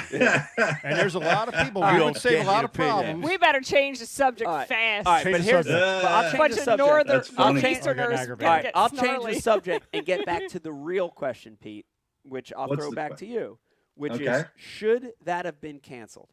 In my opinion, you have changed outcome. You've changed history by postponing it 2 days, right? Mm-hmm. I like the fact that they had high turbid water, that it was flowing in, flooding shit. Go deal with it. Let me see how these guys deal with it. Let me see. Was it really a safety issue? I don't think there was any safety issue. Well, that's was it really? I'm ignorant to the circumstances that they were dealing with, right? I just have the general information that came to me that, that we had a lot of rain. The floodgates were piling. Now, I think it's Florence, they launch. And when you come out of that harbor, you're in the tail race, basically. Right? Yeah. So you're letting boats go in a very treacherous environment. The boats right are fishing there. up there in those treacherous conditions today, yesterday, and today. That's the only unknown to me. But to me, as an angler, I absolutely want them to go. I don't know what to do when that happens. What do you do when the water comes up 7 feet? Right. I want to see them solve that puzzle. I want to see that too. And where's the risk versus reward for like the entertainment value? Because if we truly want to grow the sport and get all these new eyes. Look at NASCAR. They fucking let them guys there's run. Wrecks and there's all this stuff. Like, I'm not saying that I want somebody. I don't want guys to go out and rip their motor off on trees. But it sounds like what you're saying, Riz. Let them die. No, not at all. I'm saying we used to fish on Erie where people lost their motor. Yeah, so you know what I mean? But you're not allowed to lose your boat anymore because stupid people have an opinion on social media. Somebody that's not a fan of fishing, that's a draw. Like, it's interesting. Because apparently people are an endangered species, and we have to protect every one of them. Protect people. We love people. I'd love to keep We talking actually about do this. love people. We do. We love people. We love That's people. too many of them. Let's use this, Pete, as a segue Yeah, to an unboxing. to an unboxing. Yes. And this is why Mystery Tackle Box has stayed with us all these years. They love people here. too. Yes, they love people, and we love people. Let's use this as a segue to do an unboxing. And I mentioned it earlier in the show, but we love Brian Carpenter. We love. I can see the title We now. love. We love doing these elite boxes, and we've been doing them now the past 6 or 7 shows, and we're going to do a live unboxing. We're the only live podcast that does that, and this sound, Miss Rebecca, you know I love it. Let me put the mic close to it. You ready? Wait. You didn't even get it. Hold on, I didn't get it. It's not sure. Oh, there it goes. There it goes. You heard it. That's the snap of that tape breaking, and I love that about this. And we're going to get to see baits that we might not normally get on our own or see on our own. Latest techniques, latest baits right at your fingertips once a month to your door. This is a Mystery Tackle Box Elite.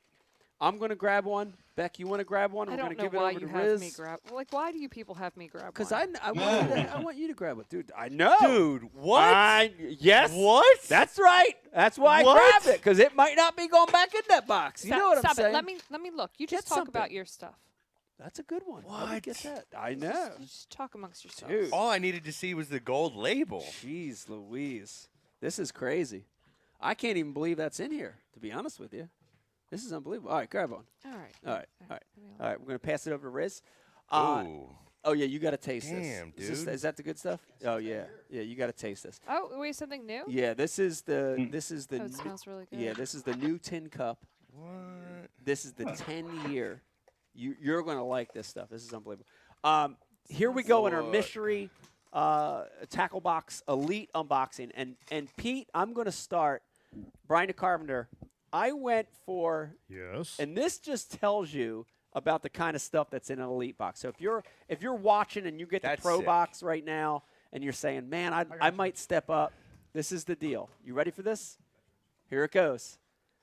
I have an evergreen Yeah. jerk bait. This looks like a long bill model. This is the FA 115. I don't know what any of that means, except Evergreen makes really good stuff. It's a Japanese brand. This looks like a nice deep diving jerk bait. It's in a shad pattern.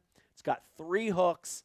I like this because listen to me, dude, when a jerk bait bite is on, I'm a Rapala shadow wrap shad fisherman. I love the Rapala shadow wrap. But when that jerk bait bites on, sometimes it's good to have different brands on, right? Man's got to have options. Different sound. One dives a little deeper, one dives a little shallower. I like this, and I don't even know where they sell this bait. So mine's an evergreen jerk bait. Beck, what do you got? What did you pick out of your Mr. Tackle Box? How about that whiskey, Beck? Oh my God, the whiskey's so good. Yeah, the whiskey's great. It's amazing. Tin cup's It's actually great. bourbon. Yeah. True. The recipe qualifies as bourbon. Yeah. 10-year. Yeah. Yeah. But carry on. Beck, what do you got? Okay. Here today, we have the Shimmer Shad. Yes. Actually, I have to be honest. That looks pretty real. It's pretty cool, and it has strobe strips. Basically, it's just like little It has- reflector strips up inside the bait, which is kind of cool. I like that It's they a call them. minnow. It's a minnow bait, and they poured a piece of metal flashing in the middle of the bait, which is really It's cool. kind of cool. But you know the one thing I appreciate about how this heavy that box is. on Look how the heavy that is. back, they show you how to rig it too. So Some that's kind rigging of on nice. there. So like if you're like a more entry level angler, That is nice. you got like how to rig as well. I can't tell you how many times I read those packages when I got started in the sport. That was because we had nothing, no content to look at. Yeah. I read those things more than I read the back of a cereal box. Wow. All right, Riz, what do you got? I got a Lake Fork Trophy Lures live magic shad. Magic shad. Ooh, a classic. Oh. Guess what I would be putting that on the back of. Chatterbait. Dude, this looks like my go-to Yeah, trailer, but you so- know what's different? It's it's a little bit smaller. Smaller. That's the OG. In that tail. So let me call that one out real quick. Go ahead. The Zako was designed based off of this bait. I This believe it. this Magic Shad's the one that everybody threw, and B-Height and all those guys threw this until they worked with Yamamoto to design that other one. So that's the OG chatterbait. Yeah, I might have to look into these. And one thing I'm noticing, Mike, is the tail on this. It's forked. Yeah, it's forked. On the Zako, it stays in line with the bait. Yeah. On this one, it's that way. What would the word horizontal. be? Yeah, Oh, horizontal. so one swims like a fish and one's a mammal. Well, one's going to go like that. One's going to go up and down. I don't know. Maybe this would lift over cover a little bit more because it's got And that here's the thing angle. about the Zako. Everybody's throwing the Zako, Yeah. right? So Yep. a little change like that Tough bite. This is a little smaller. might make a big difference. Or even that. Look This at is this. the first time I've had one of these in my Look at hands. that thing on a chatterbait. Yeah. And mystery tackle box. See, look, guys, I throw a chatterbait all the time, and I haven't had one of these in my hands to look at before. There you go. Perfect example Yep. of why MTB. Whoever's winning this box is not getting anything. They're not in getting it. anything because we're keeping all this shit. I already hid the evergreen one. All right, Pete, what do you got? No, hell no. I ain't no. No, hell no. Pete, what do you got? Man, you stole mine, Riz, because I was going with this. Oh, Pete was going for the same thing. I got the live Magic Shad. I'm like, man, remember when we all used to throw these? Oh yeah, yeah. And this was the Lake Fork was the absolute deal. Shout out to yeah. What else you got there? Cool. I got I was going to go with the Guggen. It's a clickbait. That's funny. It's a good name. It's vibrating jig, but it's too much like the shutter bait from Terminator, so it's fired. And, It's fired. Pete just fired one of our sponsors for us. You're fired. Fired. So, Fired. I'm going with the Rattlebot, which is a lipless bait. It's a really crazy, realistic crawl Yeah, I saw that. That looked looking nice. bait. You got that, Bri? I see do. it. It's that time. I need my glasses done. Yeah. It's the water temperature was 44 degrees where I launched my boat today, so this is perfect. You're launching in for this Northeast bait. today. I launched in the Susquehanna today. In the Susquehanna. 44 in the Susky. 44. Yeah, Ooh, cold coming down that river. it's warm. Dip your It's up from fanny in the 40 Susky degrees. fanny. Huh. Why would you It was do that? 40 degrees just 7 days ago. Remember that song? Wow. She warming up. Mm-hmm. This is Rattlebot. Oh, What's this about? it's a one knocker. It's subtle, huh? Yeah. Huh. You sure about that? Yep. Pete might have a different one than you have. I feel like there's two knockers in there. It's a bull knocker. Did you say two knockers? I prefer two knockers. I prefer syrup. Bri, what do you got? You got anything in there that's is catching your fancy? Pretty much everything you guys got. Everything we already pulled. That's right. Yeah, that's Alright. pretty cool. And some big bite Senkos for Pete. There you go. Yes. A lot of good stuff. Yes. That was What's a up good with that box. jerkbait, dude? I'm gonna see that. No. He's not sure. I ain't gonna get it back. Put it right in my pocket. Dirty bastard. Thing's not leaving. Dude, what a show! What a show! Yeah. I really, I'm telling you, this was a good one. That was fun, man. This is a good one. I'm from a personal standpoint, Pete. I'm so glad I got to talk to Tripp and say things that, I didn't get to say a lot over the years. So I can see that, and it was emotional. Yeah. And I could hear it coming from you. yeah, And Tripp too, and Tripp definitely.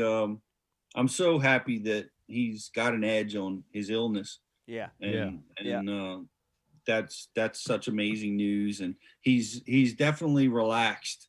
It seems in his retirement, and It's good. He deserves it. Yeah. Everyone does. deserves that in their retirement. The you amount know? of fish that guy's seen, like he could predict the fish to like the millihundredth. You hold one up from like 3 miles away, it'll be like 2 3/4. Yeah, he doesn't need to use the Normark scale No. when He he's doesn't fishing need these 'em. derbies now. He's just like, yeah, it's that would have been it's a that would have been 278. Yeah.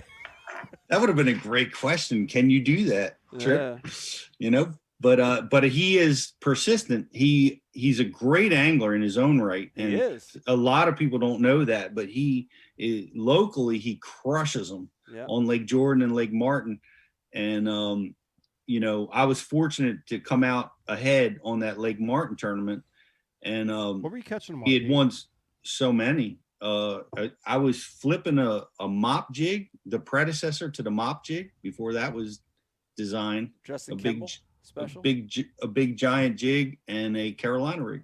Would you catch them off that stump out in the open water? Carolina rig.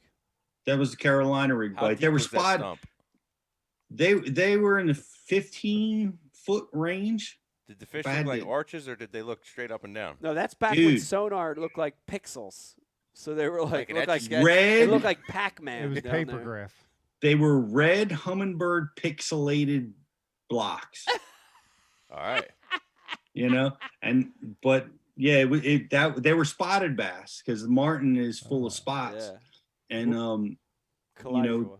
I caught him. I was talking with Tripp about that because he fishes Martin, wins there all the time, and Jordan is where he lives. He just this weekend had lunker, a spot that was 4.8, which was the lunker of the tournament, which is Wow. just a monster spot. That's a big spot. Imagine yeah. being a tournament director and weighing in Trip Weldon's fish. Wow, I know. That must be cool. That must be intimidating. Yeah, seriously, like, oh, don't Yeah. mess up. Yeah. Yeah. It's like, no, you're gonna have to remeasure that. Courtesy check. That would have been a good question. I always wondered about that. Mike, have you ever asked for a reweigh of your fish? Like No, when but the weight didn't come up right? No, at MLF I did on the hand scale, but in the years of weighing at bass, there were times where I wish I would have. Me too. You know, like when I weighed them and I got back and I'd get in the truck with Beck and I'd be like, there's no effing way. They were only 18 pounds or they were only 14 pounds, you know. Yep. There were times where I wish I would have. But a lot of times you get on stage, you get caught up in the moment, you know, so you're weighing in, you're thinking about, you know, saying something about the sponsors or whatever, and you sort of, you get caught up in it. But then you realize, you're like, damn, there's no way I know I had more. You know, there are times I wish I would have called for a reweigh, you know. But how many times, too, did you probably get a little extra off And a there scale? may have been there are a lot of times where I weighed more than what I thought I had, you know. Yeah. Yeah. Take that weight, grab your bag, and get the hell off stage. Run! That didn't happen very often with Mike because he usually big eyes. I big eye everything. So if he actually weighed in more than what he told me he thought I had, I would be in the front row about falling over. Yeah. Like, oh, crap, we might make the cut. No way. That's funny. So you like automatically, Becky, have to like deduct 2 pounds from whatever Mike tells you? I do. I always do. Yeah. Big Whatever eye. he tells me, I'm like, Big eye everything. You got to believe it's a big one every time you set the take a hook. bit That's off right. it. Yeah. Treat every fish like it's a big one. You'll be a better Positivity. person for it, you know. Yeah, but when you're in it and you're part of the process, it's you tend to be very realistic about it. Like, it's one thing to be a fan at home watching and, you know, you're look at the bass track numbers and then you want to compare to the leaderboard. Because I find myself doing that now. I'm like, oh, well, they said they had this. Let's see what they really had. Like, I love playing that game. But when you're in it and you're part of the process of one of those people who has to actually weigh the fish to see if they're making it till tomorrow, it is way more stressful and you do not look at it the same way. Yeah. You know, there's a different. Yeah. Yeah. It's interesting now with the way that the bass is set up when they have no marshals or camera guys in their boat. So bass is leaving it up to the angler to enter their own approximate weights.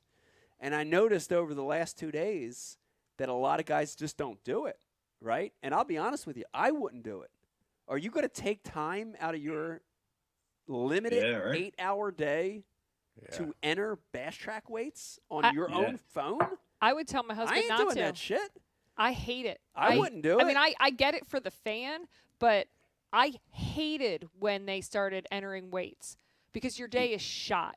You spend the entire day staring at that stupid ass screen, waiting to see, did he catch another one? Did he catch another one? What does it weigh? It's so stressful. It's like a roller coaster where I like blissful ignorance. Let me wait till 3 o'clock where I see your face and I know if it's a happy face or a pissed off face. And then I know what the rest of my evening is. But I don't want to wake up and look at it at 9 a.m. and be like, Oh, it's a bad night. And then on the other hand, I don't want to sit through a weigh-in and watch 150 guys thank their motor for not burning gas. I'm out, bro. I'm out. Dude, I can't explain it. I have to watch the weigh-ins. Oh. I watch them now more than I ever have, and I love watching them. And it's crazy. It's like you watch them catch them, and you watch them. They'll pick up the Rapala scale, or they have those yellow scales, and they weigh them. And I get so mad when the guys weigh their fish and don't call out the weight, like live on camera, like. Just tell me how much I watched this whole time, and you can't tell me it's 3.1. You know, and but I love it. They'll call the weight out, and then in my mind I'm like, well, he says they're all 3-pounders, so that's 15 pounds, but they looked bigger than that. Gotta watch Mercer weigh them in. You know, and I gotta sit there and I gotta watch it, man. I don't know what's happened to me, but in the last couple of years, I'm like a junkie. I gotta watch the live. I gotta watch the weigh-ins. I watch it all. Yeah. You know? Did you guys scale your fish, or did you always just call it, like, tag them and beam them? I never scaled my fish ever. Yeah. I always just used a balance beam. Right. You know, because the scales. Ditto. A little bit of it is my history with scales, because I'm an old guy. But the early scales, Pete, remember the early scales we used to use? The waves would bounce you. They were never accurate. Yeah. So I always was paranoid that I was misweighing fish. Right, and when, gravity when doesn't gravity never lies, you know. But you know what? The scale in my bathroom's wrong too, so I don't. Holla. I concur with that. Cancel scales 2021. Holla. The balance beams do not lie. That's the beauty of it. They do not. The thing I learned about culling, Rich, is like you're usually, most times, you're culling between 1 and 2 fish, maybe 3 fish you have in your live well, maybe. Because you always have 1 or 2 big ones, and you don't have to worry about them, you know, so you're just managing a couple fish. And the balance beam never lies. But there's been a few times when I've come across the stage, and that's why I actually had a question. Like, I've come across the stage and I'm like, man, I've seen a million fish. I know I had 18 or 20 pounds. Where if you have weighed those fish yourself I- on an accurate I would scale, have been- you would know. I would have been relaxed and said, you know, all right, they're within a pound. Yeah. That's fair. Right. You know, and I would walk off not feeling like I got gypped. That's a good call. I would say there's more. Would you say there's more guys now in the tournament scene using scales than not? I'd say there's more using them. Yeah. I see it a lot, yeah. Yeah.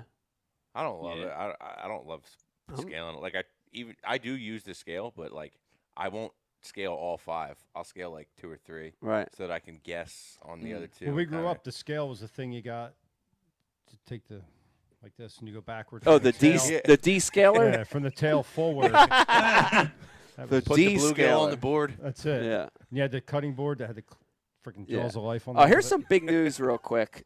Before we announce this winner here in a second. Here's some big news, Brian the Carpenter. I found this out at Blackwater. I had to take a trip to Blackwater Tackle last week. You remember? Yeah. Put you on the job, right? Yes, and I found out that New Jersey is doing a special trout season regulation. Instead of they have the regular trout opening day, which is, let me get this right so I say this right. April 15th. No, that's Pennsylvania.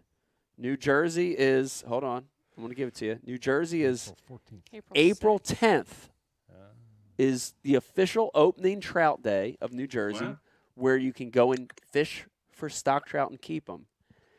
But this year, because of COVID, you ready for this shit? They're opening up trout fishing on April 1st to catch and release fishing. So Wait a by the second. On what so day? April 1st. Yeah, good luck. Which is April Fool's You Day. can't get me. So by default, no, this is true. I'm out. By default, on trout stocked fisheries, You can bass fish. you can bass fish legally now, starting on April 1st. Think about what that means.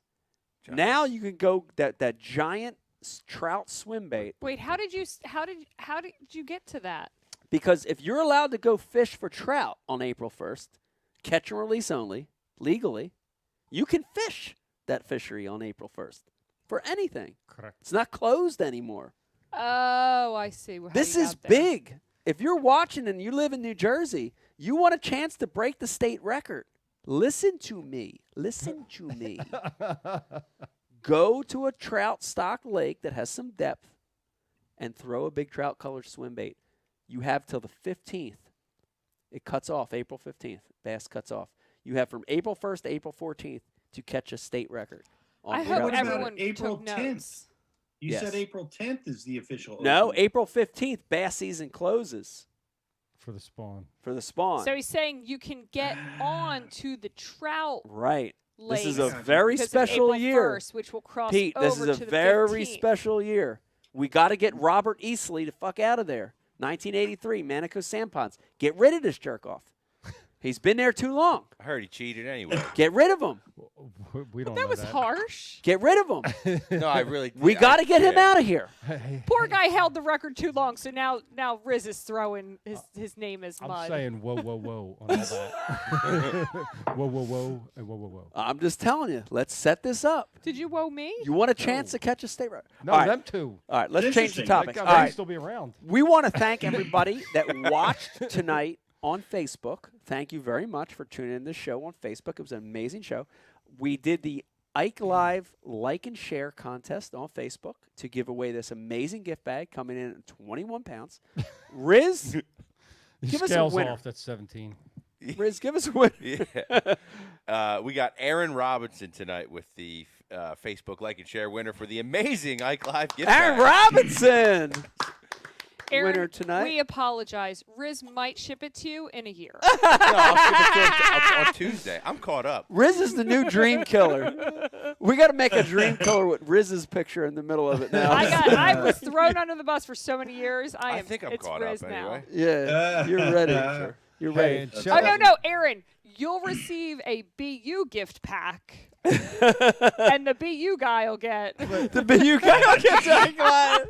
Listen, dude, if you get anything, just be thankful. Just be really, really excited. You know the one thing you won't get is this evergreen jerkbait in my pocket. Nobody's getting that shit. Yeah, Brady Carver. What do you I got? want to thank Tin Cup Whiskey. Oh my God, so The 10 good. year. Oh, Yeah. shout out That to was Tin good Cup. stuff, man. that was Dude, really that good. was. I want to good. say Tin Cup does a lot to support fishing. They do. So, guys, Yeah. Yep. support Tin Cup Whiskey. Yes. Get out there and get some of that. Yeah, and it's great. The 10-year we got tonight was They've got some unbelievable. things coming up that will be announced soon, but it's big. It's big for the community, for fishing, Yes. for the outdoors. Yes. They believe in it, and it's a good deal. And they also have a little thing going on with AFCO, so you can get some Tin Cup You can. Yeah, go AFCO to. gear That's- on their website. That's right. Go to the Tin Cup Whiskey website. Got great AFCO gear, and it is Yes. American-made whiskey, which is great. Also, shout out to Founders tonight, Brian. We're drinking the Moon Ramblers. Riz has got a solid gold. Shout out to Founders. Great beer tonight. Want to thank our guests here, Brian the Oh Carpenter. my goodness gracious, Dude, Pete, Riz, Brian the Carpenter, Becky, me. That great show. But the main guest tonight, Trip Weldon and Dave Mercer. Man, what a show. Thank you guys for coming on. Mike, can I give a quick shout out? Yes, we'd love a shout out, Pete. I have a couple things. Nope. Bass University is having a 50-50 right now, 50 days free, $50 off an annual subscription. Wow. And it's very popular. It's our most popular deal, and it's live right now. So definitely go check that out. And I can't remember the other one that I wanted. Oh, I remember now. I want to give a shout out to Kobe Krieger. Oh, yes. Winning the Bassmasters right now. Yeah. And the Trailmaster trailer is what BTC is using on the Ike Live boat. Wow. Yeah. Which was at the Classic. Trailmaster. That's right. It's his family's Yes. company. Makes a dope trailer. It's pretty dope.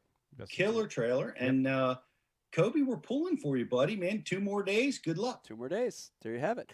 What a show. I want to thank everybody for tuning in tonight. I want Brian, to thank Sean McKee for tuning in. He said that was an okay show. Oh, that's cool. Shout out to you, Sean McKee. Yeah.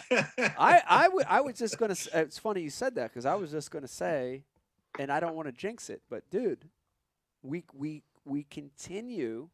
Yes. This is like 6, 7 shows in a row now. that are all okay. Dude, they're all pretty good. Pete, you got to Pretty admit. okay. You got to admit, though, like we've had a great run here of really freaking good shows. Yeah. It's starting to scare me because I know at some point we got to fall off the cliff. Oh, we were close. Tonight we were We had a slow start. yeah. Nothing in here That was worked. good. Yeah, cool. That's That was awesome. good. How long have we I got been the doing Jotcast this? to work. How long? Beck, 6, 7 years? What is it? What? Ike Live, 7 years. 7. Oh my god. 2014, bro. Yeah. It's Speaking so of hard that, to believe. Speaking of that, seriously, on our guest list, Brian, we talked about this. On our hit list is to get Trent Cole back in studio. Yeah. You know, we're sort of waiting a little bit. We feel like it's a couple months away. You know, vaccines start getting out there and all that. But, dude, he was one of our first guests when we sucked. Show 3 or 4. Oh, the studio just went down in just like a blazing flame of Something happened. And it cut. Wow. Yeah. And I did not know a damn thing. I No, still don't. no. I knew Right. a lot less then. And I got it up and running again. I thought we were live. We did like another hour of show that only the people in the room saw. So we definitely need to get Trent. And it was the best part of the show. Oh, yeah. We need to get Trent back in. It'd be good because it'd be like a flash. You know what I mean? It'd be like a full circle thing. Look how far Trent's we've great. come. Yeah. We still suck. We still he's suck, the yeah. best to talk to at tournaments. He's always in such a good mood. Oh, yeah. He's a so fish head, too. positive. Yeah, Oh, he just wants to talk about Yeah, fishing. that one winter derby that me and Brian fished, we caught like 2 fish out from under his boat. Yeah. And he was so distraught. Yeah. He came up to us in the tournament. I knew I seen you catch those fish. How'd you catch those? I was, you know. And he was so distraught that we caught these fish from under his boat. Yeah. You know. And Trent's a big man. Yeah, he's a big dude. man. Yeah, you don't want to piss off. For those who Trent. don't know, he played outside linebacker. No, Yeah. defensive end. He was Yeah. an end. That. Yeah, for the Eagles. I don't follow football that much. Large Eagles football Yeah, he's a player. bad dude, and he's a good guy. Sacked He's a really good guy. quarterbacks and stuff. What a show! Want to thank everybody for tuning in tonight. Thank you for spending your Sunday evening with us. Looking for another good one coming up, Bri, possibly next weekend. Yes. We're going to see. We got a great hit list of guests. We really do. If we can get these scheduled over the next couple weeks. So, thank you for tuning in. What else you got? You got anything, Beck? You want to say hello to anybody or anything? Please check out the Ike Foundation. We have so many things going on, but I'm so Yeah. tired to really tell you about all of them. But Yeah. here's the biggest thing I'm going to tell you. Pro-Am. I'll tell you. Pro-Am's I'll tell coming you more later. Yeah. But right now, the scholarship is about to close. If you are a high school Yeah. senior or you know a high school senior that is Yes. going to college and you want money for college, Money. we want to give you Yeah. money if you've Yeah, done we wanna something give in you the money. outdoors that gives back to your community. Yeah. So please head over to the page and fill out our application is not that bad. If you got into college, our application's doable. Yeah. So please check it out. If you can't figure it out, you don't deserve it. That's right. You don't deserve the money anyway. True. I mean, Okay. right? Yeah. That's right. Yes, Riz, you got something? Yeah, real quick. I met a fan of Ike Live and BU yesterday at the boat ramp at Anchor Marine. Mike from West Virginia. He's starting up he's either starting up or he's on the West Virginia University fishing team. He I heard a Riz from behind me at the ramp and got to meet somebody. So shout out to you, Mike. It was good meeting you, man. Shout out to Mike. Yo, Chode. Yeah, Mike. There you have it. Mike. There's not a lot of Mikes out there. Mike from West Virginia. Mike You know who you from are. West Virginia. Just We narrowed need it more down. Mikes. Oh, no, Just Westchester. narrowed- Shout out to Tinker. Westchester. To West Virginia or Westchester? Westchester, Pennsylvania. Oh my! Dude, they're geographically completely fucking different places. Let's really pour far another apart. tin cup, Wow. please. Get that tin cup. 10 years. Pour another. Dude, in pour another. Westchester, you got a gat. In West Virginia, you got a banjo. They're completely You different. don't have a get in Westchester. Listen, That's anyways. funny. No, Westchester's nice. Yes. What? But there's No, probably. Chester's not Oh, nice. Chester. Westchester University. Oh, yeah, Westchester's very Wait, wait, nice. wait. Not Chester. Westchester's very Yeah. nice. And there's probably more Mikes in Westchester, Pennsylvania Yeah. than there are Mikes in the state of West Virginia. That's true. There are no mics. Seriously, folks, get the 10 year. love it. You'll know where your money lose your went. sense of Dude, it's geography. hallucinogenic. It's got a worm in it. Feeling a little queasy. Money well spent. Okay. Bye. All right. Good night, everybody. Bye. Bye. Run for your lives. Good night, Pete. Good night, guys. Yeah.